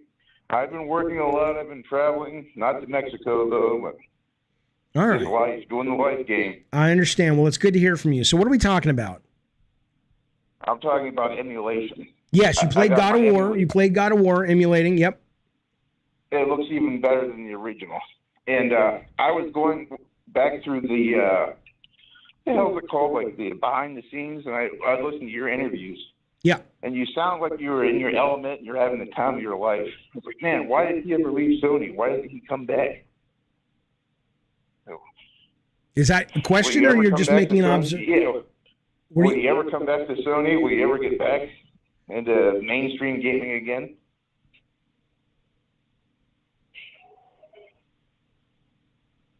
I mean, you never know. I really like doing this a lot more than doing that, is what I will say. I also think the industry has changed so much, And I have changed so much. So if I'm working, maybe, you know, I'm talking to these guys in Poland movie games about maybe doing a game with them, a horror game. It may happen. It may not happen. I don't even know if I want to do it yet. I'm taking notes. But, you know, I've changed a lot as well. And I don't have the patience anymore for putting up with office politics. And I don't have the patience for putting up with, okay, Jaffe, we're going to let you direct a $280 million game, but marketing needs a seat at the table because this, I'm just like, no, what? I don't know. You know what I'm saying? So I if I return to gaming, it would not be AAA. That's for goddamn sure. It's for goddamn sure. Well, have you tried out emulation? If you can get it to run, it's kind of a pain in the ass for the PS2, but it looks way better than the original, way better than the remasters. Really, it looks better than the remasters. Yes, because I have GTX 280 Ti, and this renders all the shadow and the lighting and the reshade and all that. Okay. Well, it looks like what it was supposed to. I got so much to play these days, but I'll look into it. All right. So are you going to Mexico to have the sexy time with the ladies, or you're just going for other? You're going specifically for that? Well, I'm going down to the beach too, you know, the resorts. We can meet up in San Diego and head down together. I can't do sex workers anymore. I used to be a big fan. I used to partake from time to time. By the time I feel comfortable going, that's a woman who's doing it because she really wants to and she's not forced to. I already know her so well that I'm probably going to move on to the next thing. But I wish you the best. Have fun. And it's good to hear from you. I'm glad you're still out there. Call back anytime, man. All right. All right, buddy. There he goes. He's got a great story. You can find it somewhere. I think it's a members-only chat or a video, but it's really interesting when he called in and talked about. He said he used to be an incel, and then he went to Mexico and ended up being with the prostitute ladies, and he said it totally changed his perspective on women. I was like, that's really interesting. Okay, hang on a sec. Okay, there we go. Okay. Where did that go? Travis. My good God, Travis, what are you doing, buddy? Thank you for that super chat, sir. Thank you for that super chat. No, what I was saying to this guy, Smug Dark Loser says, according to some people in chat, my criticisms are in poor taste. I apologize. You have nothing to apologize for. I just think, I think you are dangerously misled, because anybody who fuck you, super fluffy granny, anybody who watches my streams knows that I don't have a dog in the fight other than truth. And so you coming at me, if you came at me and said, Jaffe, did you know the bill that you're talking about has a carve out to guarantee that the estate tax will go away. And bills do that all the time. It's horrible. It should be illegal. But bills get all this shit all the time, and it's just a disaster. It's one of the many reasons our government doesn't work, okay? But you didn't say that. What you said was, oh, you're just parroting talking points. I'm like, okay, well, where am I wrong? And what data do I have, or do you have that you can share? Because, and you're like, oh, you're criticizing the epistemology of my opinion. You don't have the data of where I got it from. I told you I read 4 pieces of analysis. I read an analysis on the addendum, which is what Mitch McConnell said he would have voted if the addendum had been approved. What more needs to be read? And if you haven't, send it to me. Yeah, Super Fluffy, he's talking about the video I put up yesterday, which was like fast news, which I like doing. But it was a little bit too, that one was probably a little bit too hyper. And some great people gave me some great tips on mixing the audio so it won't be as poppy next time. Smug Dark Loser says, you think you have enough information to have an opinion. Why not hold off? Where is the line that says I have enough data? I read analysis from the left and the right. I read Republicans that voted for it. I also watched a Republican senator go on Meet the Press or one of those shows this weekend and say it's ridiculous we didn't vote for this. The fuck are you talking about? I mean, you got to be specific. It's Jaffe. What's up? Jaffe. What's up? Hey, it's Michael. Remember the Gamergate talk we had a while ago? Oh, yeah, I totally do. Let me turn up your volume. 1 second, bud. Hang on. The people can't hear you talking right now. But guess what, Mike? Now they can. All right, what's up? Well, I don't know if you remember, but I was a vet. I served in Iraq and all that fun shit. Yep. And so I have a little bit of, you just mentioned a dog. We don't have a dog in the fight in this bill. But I mean, I do obviously. I have a lot of friends who are exposed to burn pits. I was exposed to burn pits. I'm already 100%. So I mean, I don't give a shit. I'm not going to have any more disability added to my percentage over this, but I know some people who could benefit from it, and there's still a bunch of them who were still opposed to the bill passing, even though they would directly benefit from the bill. What was the reason they were opposed? Well, because I had to ask them too to try to figure this out, and the way they explained it to me, right? There was a lot of these guys were going to pass it. There's 25, 30 senators who voted to pass it. It went to the House. Some House Democrats, I guess, added this fucking addendum to move spending from discretionary to mandatory, which apparently is a big fucking deal, I guess, and it was a ton of money. Okay. The program was only estimated to cost about $300 billion over 10 years, and all of a sudden the number jumps. It's like, oh, you got $400 billion. Like, well, you got all this extra money that just went from discretionary to mandatory. This program's only supposed to cost this much. Where the fuck is all this other money going, and why does it have to be spent?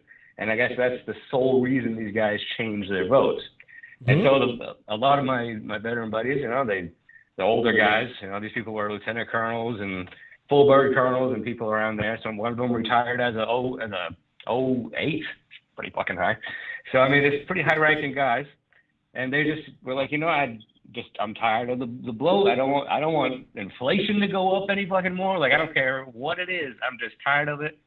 And all this, and I think mostly they just don't like how bills are constructed. And you mentioned that as well, that motherfuckers on both sides always attaching shit to bills that don't belong there. It's like, if you want to attach a bill, or if you want to pass a bill that is for veterans, why the fuck are you going to attach any single other thing to it? Okay, but I know what you're saying, but I would push back a little bit on that because, and I'm not saying your friends are wrong, but what I'm saying is when I read the reason, and I'll give you the quote right now, Mitch McConnell didn't say we are not a fan of it because the Democrats added $80 billion of all this shit that has nothing to do with serving the military vets. Mitch McConnell's actual quote, let me find it real quick. His quote, though, was complaining. Here he says, Senate Minority Leader McConnell on Thursday called on Schumer to consider Toomey's amendment. As written right now, the legislation would not just help America's veterans as designed. It would also allow Democrats to effectively spend the same money twice and enable hundreds of billions in new unrelated spending on the discretionary side of the federal budget. The Democrat-led Senate anticipated the bill would advance. Okay, so we haven't done it. So, okay, Senator Toomey decides that he wants to rewrite the bill, change the rules, and tank it, says Kristen Gillibrand. How he convinced 25 of his colleagues to change their votes, I have no idea what the hell. So the question then is, I would ask, do you know what is in that extra spending? Do you think it is actually unrelated spending? I think that's the thing, is that nobody knows what the extra spending is supposed to be for. If they had such estimates, it was $280 billion or $300 billion is what I saw in all the articles that I read on this, was supposed to be the cost of the veteran program for this burn pit shit over the next 10 years. And then the number jumps up, and they were like, oh, well, we're adding all this other shit. This other money just randomly appeared. These people who... But that's what I'm looking for. I'm looking for what else did they add to the spending? Well, that's the issue. It's like, where is that money going? If it has to be spent, but it does not have to be spent on this program, why would you not specifically say this money is for that program? Not, well, here's the money, but it's going to go, oh, fuck, who knows where? It's just going to go somewhere. So who's it going to? Who's printing this shit? Like, Right. why are we printing? Okay, it well, much here's more what I'll money for whatever thing? then here's what I'll say. If it turns out that the extra, I guess you're saying the extra money, whether it was 80 or 400, I don't know, but if it turns out that was not actually related to helping the veterans, then I would say, number one, I would agree that they shouldn't not make this happen for the veterans, but they should push back and make that clear where that money's going, make the Democrats look terrible and say, hey, this guy wanted to build a bridge, this guy wanted that. And I also think, though, if they're going to do that, then it needs to go both ways, because both parties do this all the time. They both do this shit. That's why our system is fucked. Yeah, it is. But I mean, it's the whole thing is fucked. It is absolutely fucked. It drives me batshit that we can't have any change in this country. Yeah, one thing that's really bothered me specifically with all this shit is that you look at the articles, it's a lot of Democrats coming out and saying, oh my fucking God, look at these Republicans. Republicans want the veterans to die. Look, they clearly want to kill veterans. They want veterans to die. And you get this sort of rhetoric on both sides, where if someone doesn't pass something, the other side goes, oh my God, they want to kill people because they're not voting for this thing. It's like, shut the fuck up. No one's trying to kill anybody. Like, you guys are bickering over your own shit. You're only looking out for your fucking selves anyway. It's just fucking over us random people who are just looking at you going, pass the bill or don't, figure it the fuck out. Just, yeah. Okay. Well, here's what I'll tell you. On that, I agree. And in that, what I will do is I will try to hunt down what the extra spending is. And the next time I'm doing a show about this, I'll bring it up, because I was not aware that there is a likelihood that a lot of extra money was put in only by the Democrats to get a bunch of shit that has nothing to do with veterans. But I mean, again, yeah, we get that all the time. So, all right, buddy, be well. Thanks for calling, man. No, yeah, have a good one. You too, sir. All right, I want to tell you the last thing I'm really upset about today. Thanks for the call. I appreciate it, bud. Mr. K, go fuck yourself.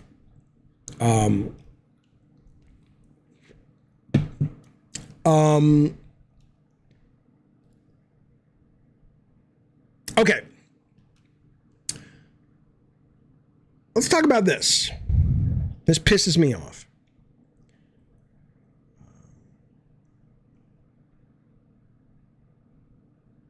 So, I'm just trying to figure out how to get into this story. So there's a story yesterday on Kotaku. The headline was, Diablo devs say Activision back to its old, quote, union busting ways or tricks, they said. Okay. I'm a fan of unions for the most part. I think, some of us think go a little crazy, but I certainly think executives and corporations and people in power are corrupt fucks. And every person needs as much protection as they can. Okay, so I am not opposed to unions. What I have said time and time again about this is that the video game industry is set up in such a way that traditional unions aren't really going to work, because the industry would have to come together in such a way, or at least an individual company of video game creators would have to come together in such a way that they could apply meaningful leverage to the people they're negotiating with, okay? And that isn't going to happen. There's no reason to think that's going to happen. A developer can always outsource the people who decide to walk, and more often than not, you're not going to get some $300,000 CTO who also gets bonuses on the video game striking because the guys in QA don't feel they have a seat at the table. Right. So I that's the reason. It's not that I'm opposed to the video game union being the video games being unionized. It's that I don't see a way it could work, especially now that there's all the remote work and all that. Okay. So that's the preamble. Right. So I'm annoyed at a couple of things about this. I'm annoyed by certainly the fact that a lot of people are treated so badly in games that they feel the need to unionize. But I'm annoyed by Kotaku because they're fucking selling this myth to their audience, and it's just horseshit, okay? Diablo devs say Activision is back to its old union-busting tricks. No, they're not, okay? Let me make this very clear to Ethan Gatch, who reports on this all the time, so he should know more than I do about this. If you want to form a union, you get the right number of people based on the company or the part of the company to sign up. It goes off. I forget the name of the organization. The organization gets it. They listen to the cause. They decide whether or not they will fold you into acknowledging you as an official American union. Okay. This just happened with the Raven QA testers, right? The minute that is done, it is legally, or the company they want to negotiate with is legally required to, in good faith, sit at the negotiating table with them and listen to their grievances and hear what they need. Okay. And then the company can say, go fuck yourself. But that's how it works. Okay. Activision was not successful in saying to Raven QA and Raven in general, we don't want this. They said, fuck you, we don't care. They went and they unionized, and 19 of them are now in a union. It's recognized. So legally speaking, whether it's Phil Spencer eventually or Bobby Kotick soon, God forbid, they'll need to sit down, or whoever sits down with these people and hear them out. And then they'll probably either be told, well, appreciate your points. We've heard you out. We're not going to change a thing. You are always welcome to quit. Right? Because then, it's no offense, it's QA. QA is super important, but QA is also, as I've said many times, people don't like to hear it, but it's true. If you look at the pecking order of any development team, CTO, lead programmers, designer, director, artist, art director, lead animator, rigger, those people are much harder to replace than QA. Doesn't mean QA is not important. It means QA can be replaced very, very quickly, at least most of them. Not of course, there are brilliant QA people. So they would probably show them the door. So the idea that Activision, because they have potentially, no one really knows if it's Reed Smith, but they've potentially hooked back up with a law firm called Reed Smith, who has parts on their website about union busting and unions are bad and will help your company push back against the unions or whatever. Okay, that's not a trick. That's law. They can do that, right? They don't want you to unionize. So instead of Kotaku writing a very clear article, they're making it out like Activision is playing some kind of shady game, okay? And in fact, what Activision has said is kind of true. The people who want to unionize, there's literally like 19 of them. It's the QA department at Vicarious Visions, okay? And this is what Activision said. Given the significant impact this change could have for roughly 150 people in Albany, which is where the company is, we believe every employee in Albany who works on Diablo should have a direct say in the decision if they unionize. It should not be made by fewer than 15% of the employees. Now, again, whatever, fuck you. They can do it if they want to. But they do have a point, right? You're basically saying that if the QA department unionizes and they make demands and Activision goes with those demands, then suddenly the QA department goes home at 5 o'clock every night. And then suddenly the whole game gets thrown into disarray because the QA department decided to do that. Well, Activision would probably just go, thanks, but no thanks, you're fired. And we're going to bring in people who are actually going to show up, right? And do the work we want you to do. So I'm bothered by Kotaku, and I'm also bothered by, I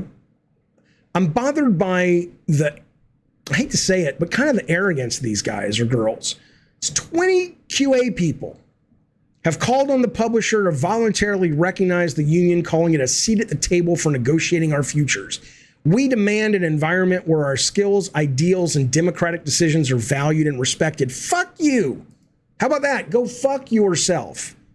You are the lowest man on the totem pole. It doesn't mean you're not important. It doesn't mean you're not good humans. It doesn't mean you don't deserve respect. But you don't get a seat at the table. The group is asking for competitive compensation, sure, if you can get it. Better health coverage, sure. Better work-life balance, a game industry, It's like, you're QA, go fuck yourself. See you, Michael. Good to see you, buddy. I'm not going off on unions, Matt DeMarco. I have no problem with unions. What I'm going off on is bullshit. If the union came in and said, hey, we've got enough people to merit a majority that we can get recognized, and it's the whole group. It is QA and writers and designers and programmers and producers, and they want to change. And the company could still fire them, but at that point they have leverage. This is just idiot arrogance. No, Bacon Magma says, Jaffe, did you feel the same way about QA at Bartlett Jones? Did I feel what way? That at any given moment I could replace one of them? Absolutely. I could, easily. Would I take a little bit of a hit in ramping them up? Sure. Depending on the person you're talking about, there were brilliant. I've hired people out of QAs that have gone on to run companies. I'm a huge fan of QA, but I'm not going to sit around and lie about it. You know, it's like Bobby Kotick saying, oh, thank you for your service. I make, Call of Duty and the veterans are important, but I've got no problem donating money to Mitch McConnell and people who vote against their interests. I don't get your view on this here, says Daniel, from your progressive perspective. I don't understand what you're asking me. You can call in if you want. I'll talk to you on the phone. Might be easier. But it's like you believe unions are just for skilled workers. No, I don't. Look, now you correct me if I'm wrong here, okay? But the plumbers have a union because if the plumbers don't show up,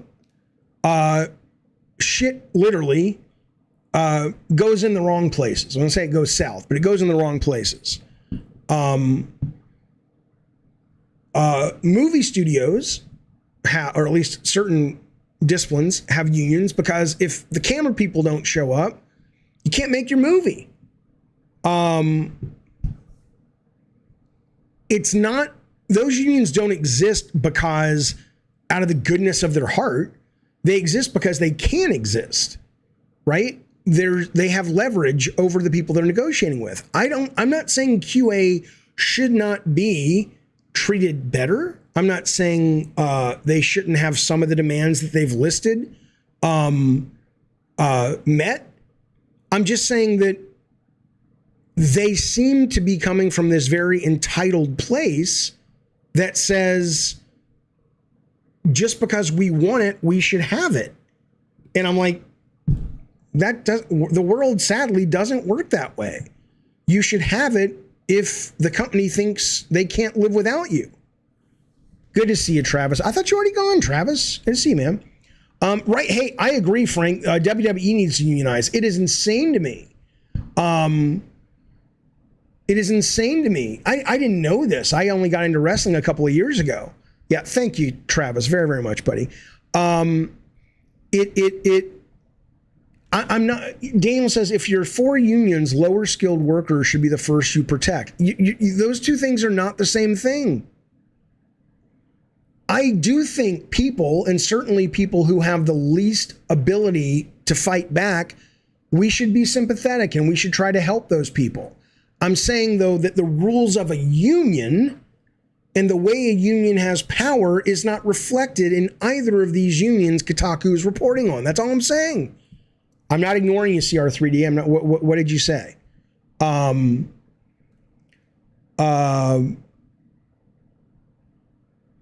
Bacon Magna says what you're saying is it's a losing fight since they don't have leverage. Right. That's all I'm saying. Yeah. Benjamin says. We understand your statement that unions do not matter in our current capitalist system. They do matter, but they don't matter in a business structure where you can't get leverage. But as a progressive, he says, how would you restructure the system so those QA desires can be met? Well, I mean, I don't know. I don't know. I have no idea. I mean, what I would say is I do think if you unionize, if the industry as a whole unionizes, you are going to see more delays and more expensive games and or less polished games, which is fine. It's totally fine. I think the industry needs to dial back obscene cost on production value anyway. But I don't know if fans would be okay with that. But, I mean, ultimately, there's a point where it's like, these jobs, and not all, there are some very advanced QA jobs out there, and those people need to be treated as people who cannot be replaced easily tomorrow. But if you're talking about the majority of the QA team that's basically banging on the game, looking for bugs, following a test plan, they're the burger flippers of the video game world. Nothing's wrong with the burger flippers, but they're easily replaceable. So what do you do about that? Unless the companies just want to be good-hearted, which I would love, and just paid people more to begin with. Yeah, Vince McMahon would never.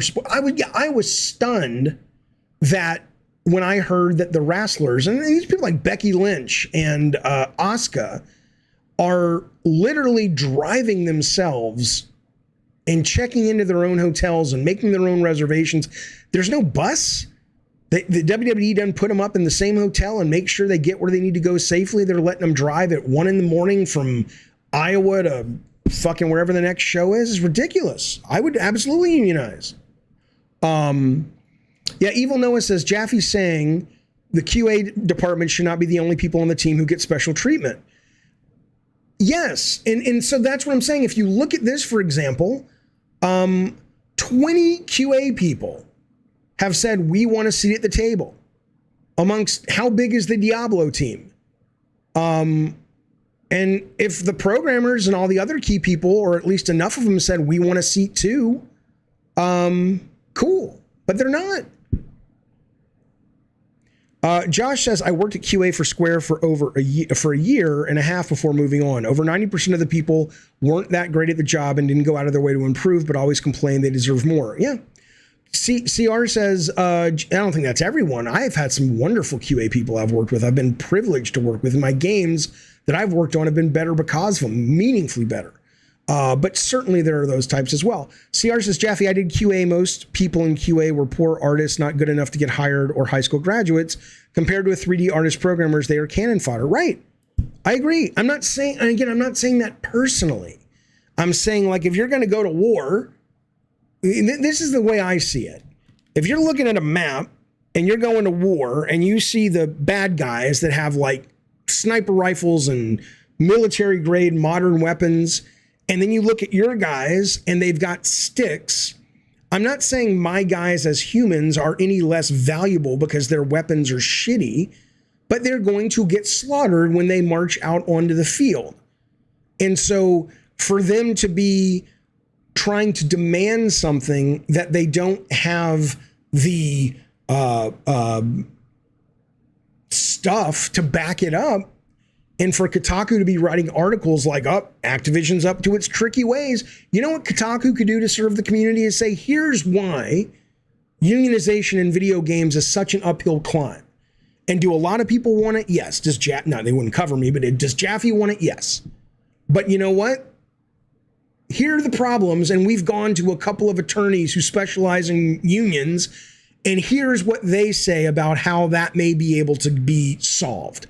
That would be a great service, because then all these game companies that want to unionize, or all these people, they would actually have a roadmap that is built not on hyperbole or like, yeah, go get the man, they're evil, which they are, but they would have a roadmap that's actually built on some education about how you can force these multi-billion-dollar companies to bend to your will, because you're the ones who are actually making them that fucking money to begin with. That's all I'm saying. Jaffe, couldn't you literally say the same thing about women before they could vote? Not trying to be unfair, but you can make the same argument. How could you make the same argument? What was it, 1919? When was the women's right vote? But there were so many women in the suffrage movement that said, hey, this is what we demand. And if you don't give it to us, well, there were a number of things that they were doing or withholding, depending on the situation. And so they had leverage. They didn't. You think they gave black folks and women the right to vote because one day a bunch of the white men stood up and said, you know what? That's not fair. No. I mean, some of them, but you know. Seven says, Jaffe, you think Phil Spencer is going to clean up the mess at Activision? I mean, I don't know. I think that I hope so. I think Bobby Kotick strikes me as a very, he's one of those people. One of the things I've learned as I've gotten older, one of the things I've learned as I've gotten older, is I used to feel I could reach anybody. I used to feel that even these people like Bobby Kotick, you know, are people and they're human and they were kids once and all this shit. But the older I get, the more I see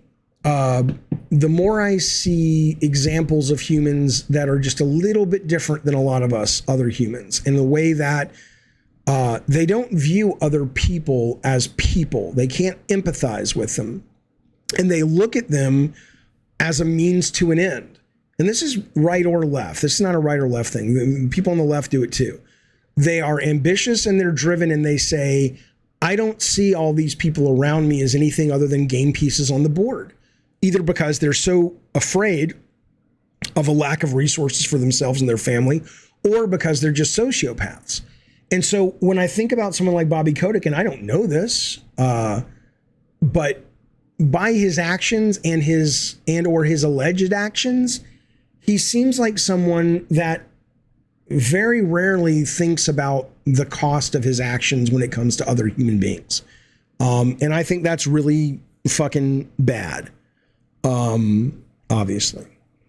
The point was, at the time of the women's suffrage, says Curry, the people who detracted from women voting, was that they were lesser in skill and intelligence, same as for us colored people.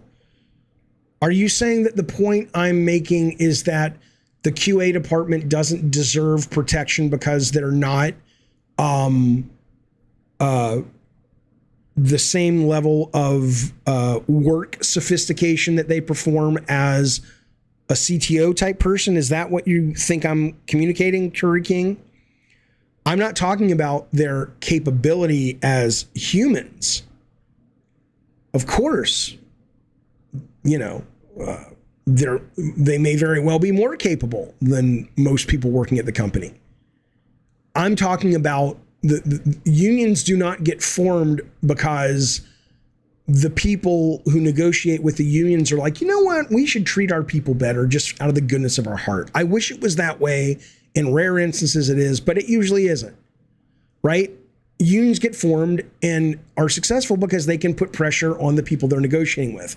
I'm not saying as humans they're not worthy and capable and worth love and support and protecting, but as a group of workers, they're easily replaceable.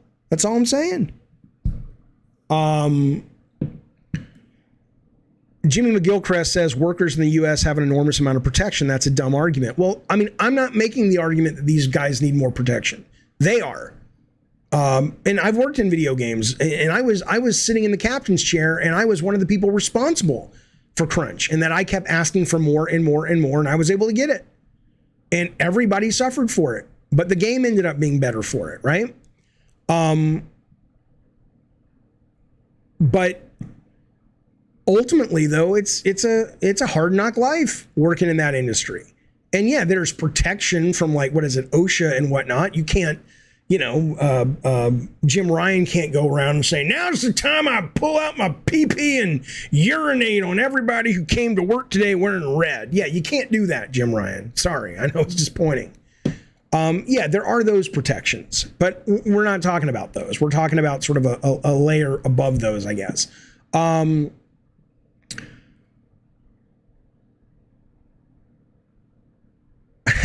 Thank you, Bukaki. Okay. Deadlines can always be extended. Not always. I mean, there's a point. Okay. Jason Pocketman says the level of disrespect when you say they are easily replaceable is unprecedented. Well, it's not really. That level of disrespect is unprecedented. I'll let Hitler know. Really? That no one has ever been so disrespectful. But let's be clear, Jason. I intentionally use that phrase because it is meant to be shocking, I guess. Shocking's to giving me too much credit. But it's meant to be button pushing. But it doesn't mean it's not accurate. And I know, but that's what I'm trying to get these people to understand. It's not about your personal well-being.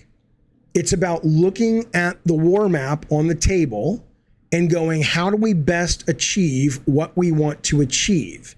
And until they start recognizing their current lack of leverage, none of this is going to matter. Okay, so you know what I would advise them to do, and I'm not opposed to them having a union that's effective, but I would say, look, you need to bring in some big guns who are willing to put their jobs on the line. Your CTO, your lead designer, your animation lead, whatever, and then you all unionize. Unionizing doesn't help you gain leverage, Eternal. It doesn't. There's literally 20 people who are unionized at Albany Activision. That's 15% of the worker base at Albany. Okay, that doesn't give them any leverage. It would if they were the programming department, because I guarantee you, Diablo Albany loses all their coders tomorrow. Unless they pay them better, Activision will come to the table and actually listen, because you can't replace them that easily. Eternal says, then expand like they're doing. They're not expanding. There's a union in Albany. There's a union, I think, in Seattle that's like 19 people in there. They're all QA. I don't understand what you're not hearing. It's not progress. It is absolute not progress. It's a smokescreen. I'll tell you when I'll say it's progress, Eternal. When these guys get some programmers with them and some people who are harder. I know they've welcomed other developers to join. So what? They haven't joined, have they? Where's the news story that says, oh, you know that used to be the Tony Hawk guys, Vicarious Visions. Now they're working on Diablo in upstate New York. Guess what? They just got the CTO signed on. Now they're moving. Inviting them, of course they can try to unionize, but it's like you can try to go to war with Russia. But if it's you and two friends and a bottle of Yoo-Hoo, you're probably not going to have that much success. So I would recommend you come up with a better plan. Doesn't mean your goal is bad, but your plan's pretty fucking stupid. Let me bring in Sin Aries 13. Is this Sin Aries of the Alabama Sin Aries? Oh, okay. Well, what's up, buddy? Hello. What's up, Jeffy? I don't know. Doing a stream. Well, first I just gotta do that parasocial paramore bullshit. So first thing first, love God of War. That's the first thing that made me like. On behalf of all of us who made it, including the QA, thank you. I'm actually born 4/13. My name is actually Aries, so that shit was just cool. You and me have the same birthday, you old knucklehead. There you go. It was weird killing myself in your game. But anyway, April 13th. That's my birthday. So there's this weird. I don't know how to respond to the first story that you were kind of pissed about, right? There's this weird sort of like. It felt like it kind of fell in line with this idea of sort of pseudo-censorship in games, because like I understand, right, like you want the media that people interact with, you want to have it at least a little bit respected in a way that allows for the people who are consuming it to not feel like shit when they turn the game off, right? But at the same time, isn't there a level of, it's an art form, so like when we start telling the songwriters and the poem writers and the artists and the game developers, you can't put this in your game, or you can put this in your game, or we got to cut back on this to adhere to a market that may or may not be what people want. Instead of trying to plan ahead of that, wouldn't it just be better to just put the game out there, and if no one fucking buys it, that's what you do in the game? Like, I get you want to, be respectful of certain how you're like how the brand is. Okay, but let me just be clear and let the audience know what you're talking about. You're talking about the GTA 6 developers saying they're going to make some changes so they don't punch down with their humor. That's what you're talking about. Right. Yeah, well, exactly. no one is saying that they can't make whatever game they want. I would support their right to make the most racist, anti-Semitic, anti-LGBT game on the planet. They have that right in America. But I also think Sony would have the right to say, we don't think that's a good idea for us to put that on our system. I would have a very big problem if they made it and then the government said, you can't put it anywhere on the internet, because I think you get into the whole public utility thing of, is any of the internet just totally a constitutional right? But assuming that it is, which I think most people would think it is anyway, it may not be. As long as the government doesn't interfere with their ability to express themselves, I support it. But if you're talking about there's a rumor, I don't know if it's true, but the rumor was GTA 5 cost $500 million. That seems insane to me, but let's assume this new one costs $600 million. If you're spending that money, you're going to spend that money based on how you think you're going to recoup your investment and make great money back. They're not spending $600 million so the game designer gets to make his magnum opus. That may happen, but that's not why they're spending the money. Sure. So yeah, they should be able to make it, but the commentary. Yeah, commentary is the one thing, but it just, I don't know, it feels like, it almost feels in the same breath of the people that are like, oh, Dave Chappelle is like one of the greatest comedians ever, but he punches down, or he selects his part. He is more than allowed to punch down all day long, and I would never take away, not that I have the power, but if I had the power, I'll call back on Skype in a second. When I'm calling someone, I'm not going to answer. When I'm talking to someone, if I had the power, I would never take away his ability to say whatever the fuck he wants. Sure. But people have a right to criticize him too. Oh yeah, the criticism is fine. It just feels like I don't know. It feels like there's this wide cast net of public opinion responding to things, and it's like, well, this is how we're going to change the discourse and how the world should be, so that we get as close to an idealized world that's safe and fun and able to be criticized, but also people don't have to feel shitty about their lives and the way that they express themselves and choose themselves. But it feels like there's this weird, like, okay, you can elect whatever politicians you want into office based on whatever lies they're going to tell you. They're not going to deliver on those promises, and we'll just let kind of that slide. We'll be pissed about it on the news, and then it slides. But then, like, a game comes out or a comedy show comes out, and something, it just rubs people's feathers the wrong way, or ruffles their feathers the wrong way. And it's like, god damn, it's like they were the ones that launched the next nuke. Like, let's not treat the people who actually have the affordability or the possibility to change these societal issues. Let's just go after the easier targets and bomb them on Twitter. You get a little bit of that. You're like, oh, let's get an open forum. Let's get a talking, a place where people can talk and just express their opinions. And people sling that shit all over you. It just feels as backwards. Right. All right. I'll address that. I'm going to let you go, but I appreciate the call, buddy. Thanks. Call back anytime. Yeah. I mean, all I will say to that, and then I'll get the Skype. I mean, ultimately, we're not super educated in the country as much as we should be. We're divided by media because they make a lot of money doing it. And sure, there's, I'd rather go after these politicians and vote them out of office. But there's plenty of anger to go around, I guess is what I would say.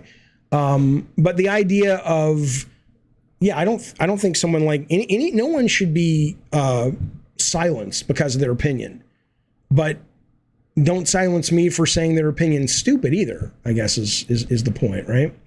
All right, if you want to call back on the Discord, you can. I got you now. I wanted to get, fuck it, we're going to call him. He's like, why are you calling me at home? I don't know, because I want to. Fuck you. Yes. I think it's calling. Hang on.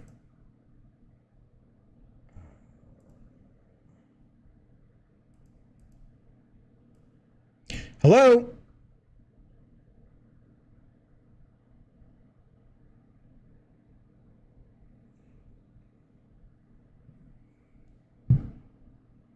All right, well, call back if you want to. Sir Nick says, what Jaffe is saying is don't blame Rockstar for making a game like that when we should be blaming Sony and government for not accepting it. Well, you can't blame the government. The government totally accepts it. And you can't blame Sony. They're like, look, we don't want to put shit like that out because we don't think it's good for business. Hey, it's Jaffe. Hey.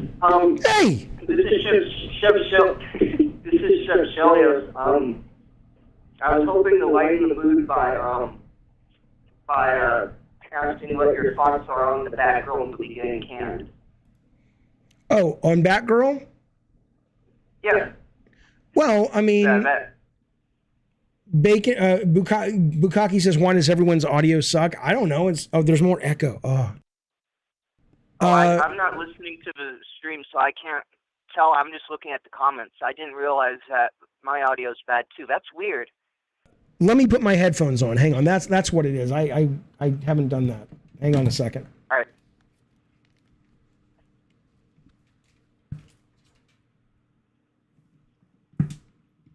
Pork chop. When did you meet me at Bartlett Jones? What was I doing? Where were you?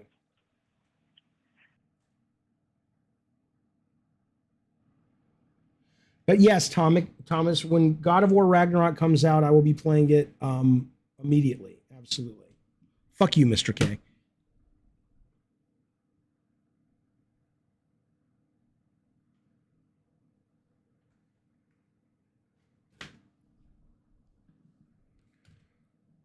Okay. Headphones. Okay, is that better? Can you hear me? Yeah, I could hear you just fine. Okay, I think that should at least solve the echo. Thank you, Bukaki, for getting rid of that troll. Okay. Start again. What were we talking about? You were talking about Batgirl, right? How she was going to have them. They made a movie of her, and they're not going to release it. I know you've got a big crush on her, so I wanted to know your opinion on that. I didn't know they were making a movie of her until I heard they canceled it. Yeah, they were making a $70 million sort of mid-tier budgeted movie for HBO Max specifically. Right.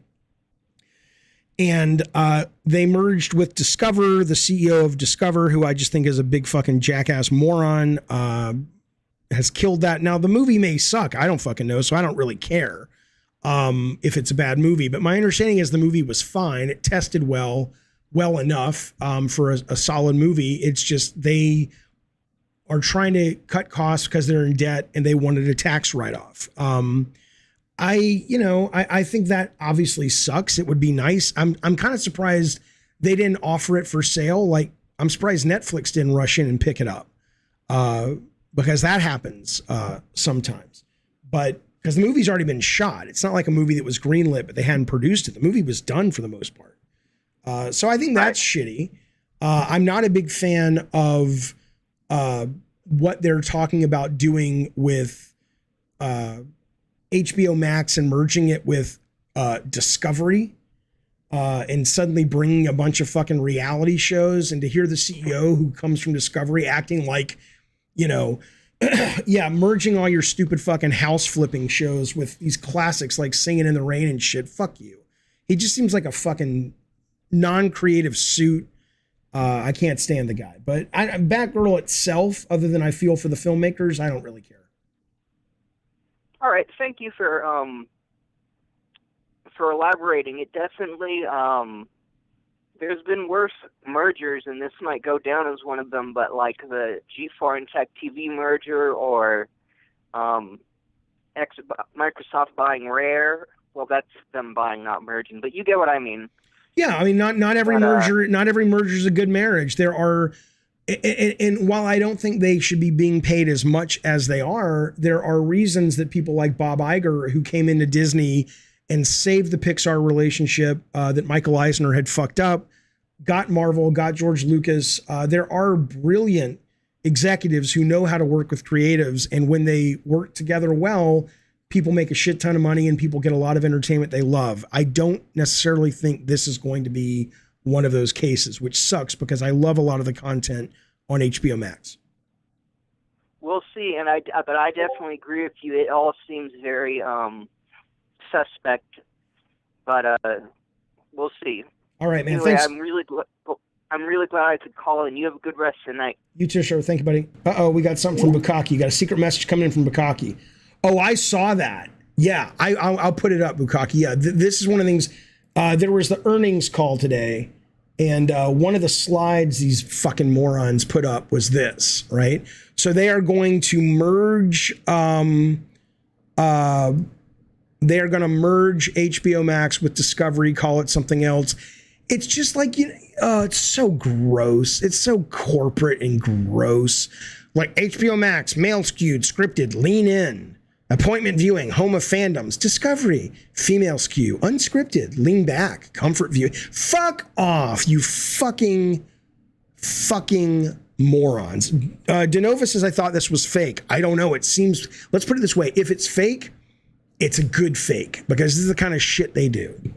I just like, it's just dumb. It's just fucking dumb. D Trucks is super chatted. Thank you, buddy. He says, wouldn't it be funny if GTA got preachy like the Gillette ad? Yeah, would that be funny? Maybe. You know what would be even funnier?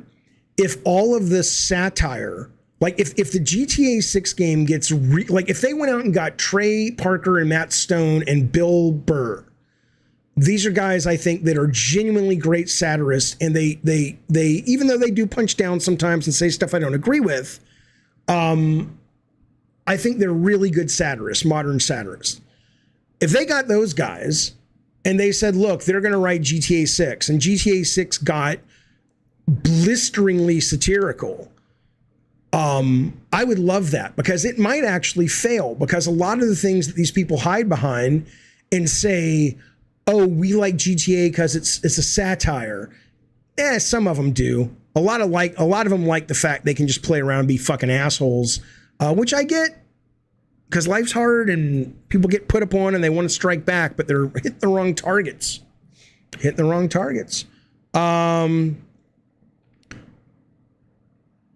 Super fluffy, I don't agree. GTA 6 is going to be a turning point in our culture and what we're allowed to joke about.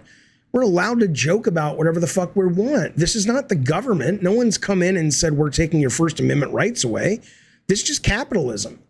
This is just capitalism going, we think if we put out GTA as is, we're going to get way too much blowback, and that's going to hit us at a PR level, which is going to ultimately hit us at a sales level. None of this is, you think these people that are running these companies are, come on, they're not making decisions for that. At least most of them aren't.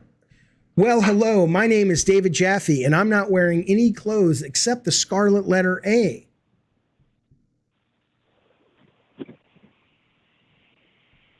That's all I got, baby. There's the jokes. Can I help you? Jaffe, it's Dan Rath, your brother from Canada. How's it going? It's good, but you're too quiet. You have to be louder. Sorry, how's that? Oh, much better. What's going on, man? Jaffe, just wanted to ask you, I know you're a big Bloodborne fan, but yes. Wondering when are you going to do Dark Souls 1, 2, and 3? I'm just coming off of 3, and I freaking love them. I still have to do DLCs, but man, what a ride. Well, I mean, listen, I have them. I was sent them by a viewer of this very stream, which I very much appreciated. But I need to finish Elden Ring, frankly. And after I finish Elden Ring, my next big game to finish is Cyberpunk 2077, which I love. Right. And then after that, after I take a break, so we're probably looking 6, 7, 8 months. It'll be a while because I'll probably need a break after that.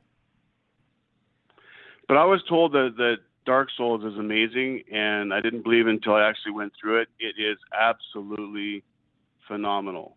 And if you like Elden Ring, you'll like Dark Souls. Gotcha. Okay, good to know. I will eventually get around to it for sure, because I own them and I want to play them. Thanks, brother. From All right. another mother from your Canadian brother. Absolutely, buddy. See you soon.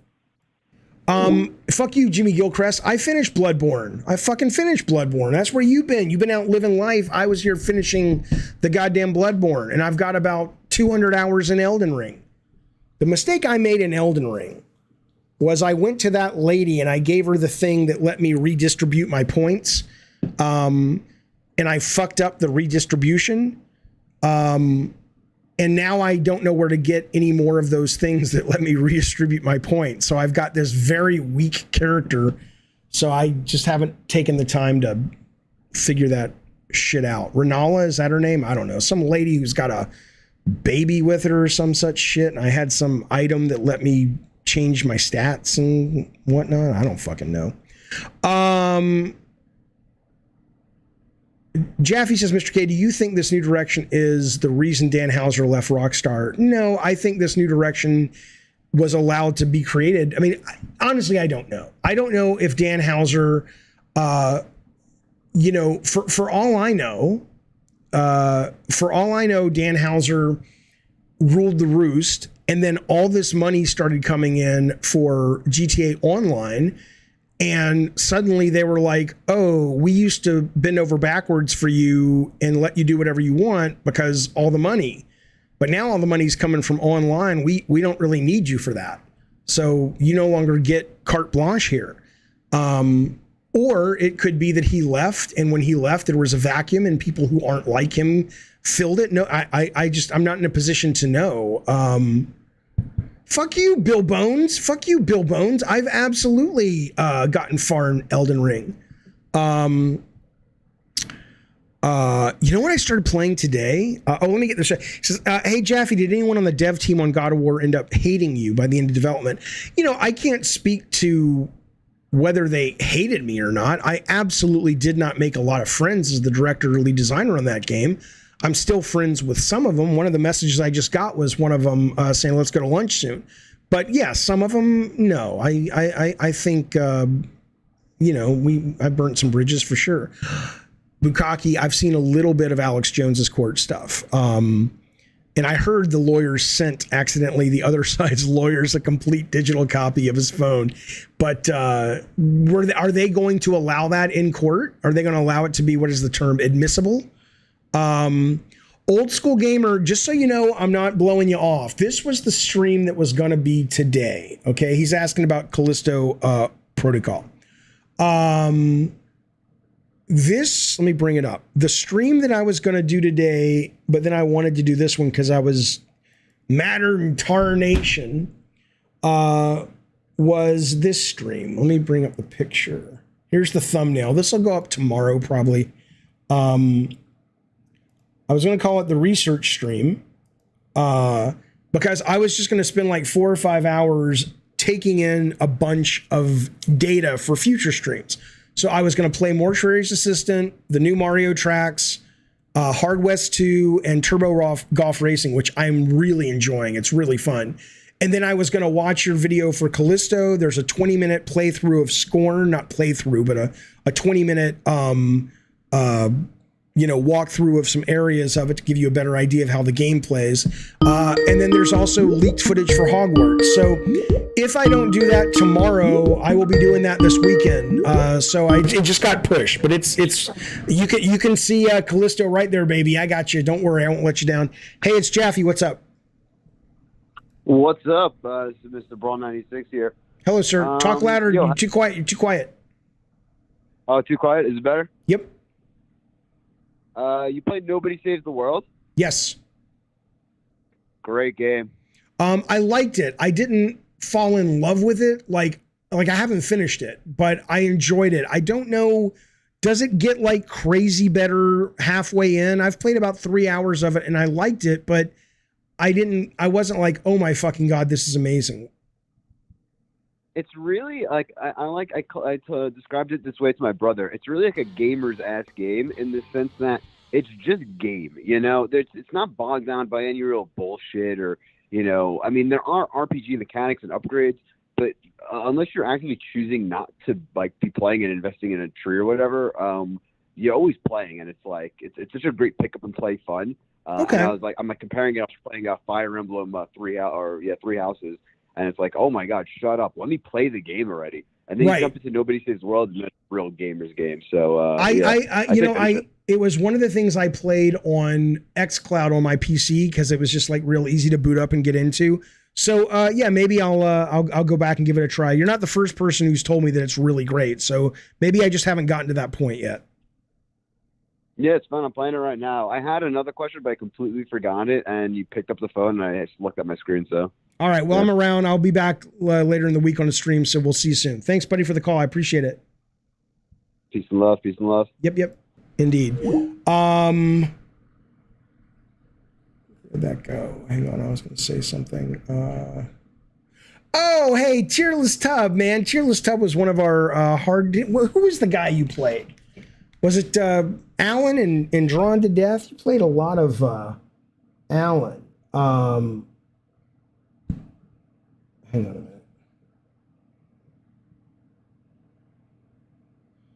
I just got a text, and I'm like, what? It says, it's the end of the date, but you need some help, and there's a link. Should I click it? Fuck it, I'm clicking it. I don't care. Good to see you, Tearless Tub, and thank you, man. Thank you for your super chat, buddy. Steve Harvey's erectile dysfunction cure has experts in awe, and network sponsors want him gone. Dun, dun, dun, dun, dun. Hey, it's not showing it to you. Oh, well. I don't have ED. Erectile dysfunction. That's got to be tough. It's a dick pill ad, I guess. Okay, fellas, I think that's all your Papa Jaffe. That's all Papa Jaffe's got. I'm fried. I don't know when Morgan's going to be on the show, James. I talked to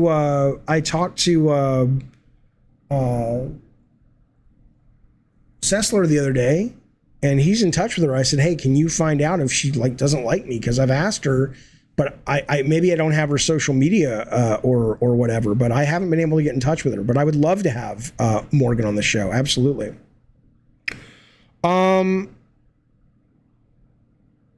All right, fellas, that's it. That's going to do it for Gavin and Games today. I thought we were going to do a short little show, but we ended up doing a long show. I had a good time. I hope you had a good time. All members, thank you guys. New members, welcome. Super chats, my God, thank you guys for supporting the show, of course. I don't mean she likes me like let's go on a date. I mean likes me like she's not mad at me or thinks I'm an asshole. Super chats, Travis, of course. Tearless Tub, good to see you, buddy. That's a blast. This is like old home week. Is that what they call it? We had Tearless Tub back, which we hadn't heard from in a while. And then we had Jimmy Gilchrist was back. It's good to talk to Jimmy. Now we just need Hogwash and NoCom. And if you know those references, you're a lifer, baby. Thank you for everything, fellas. I'll be back. I might game tonight. If not, I'll be back tomorrow with some such shit. Be well, be safe. See you soon. Bye.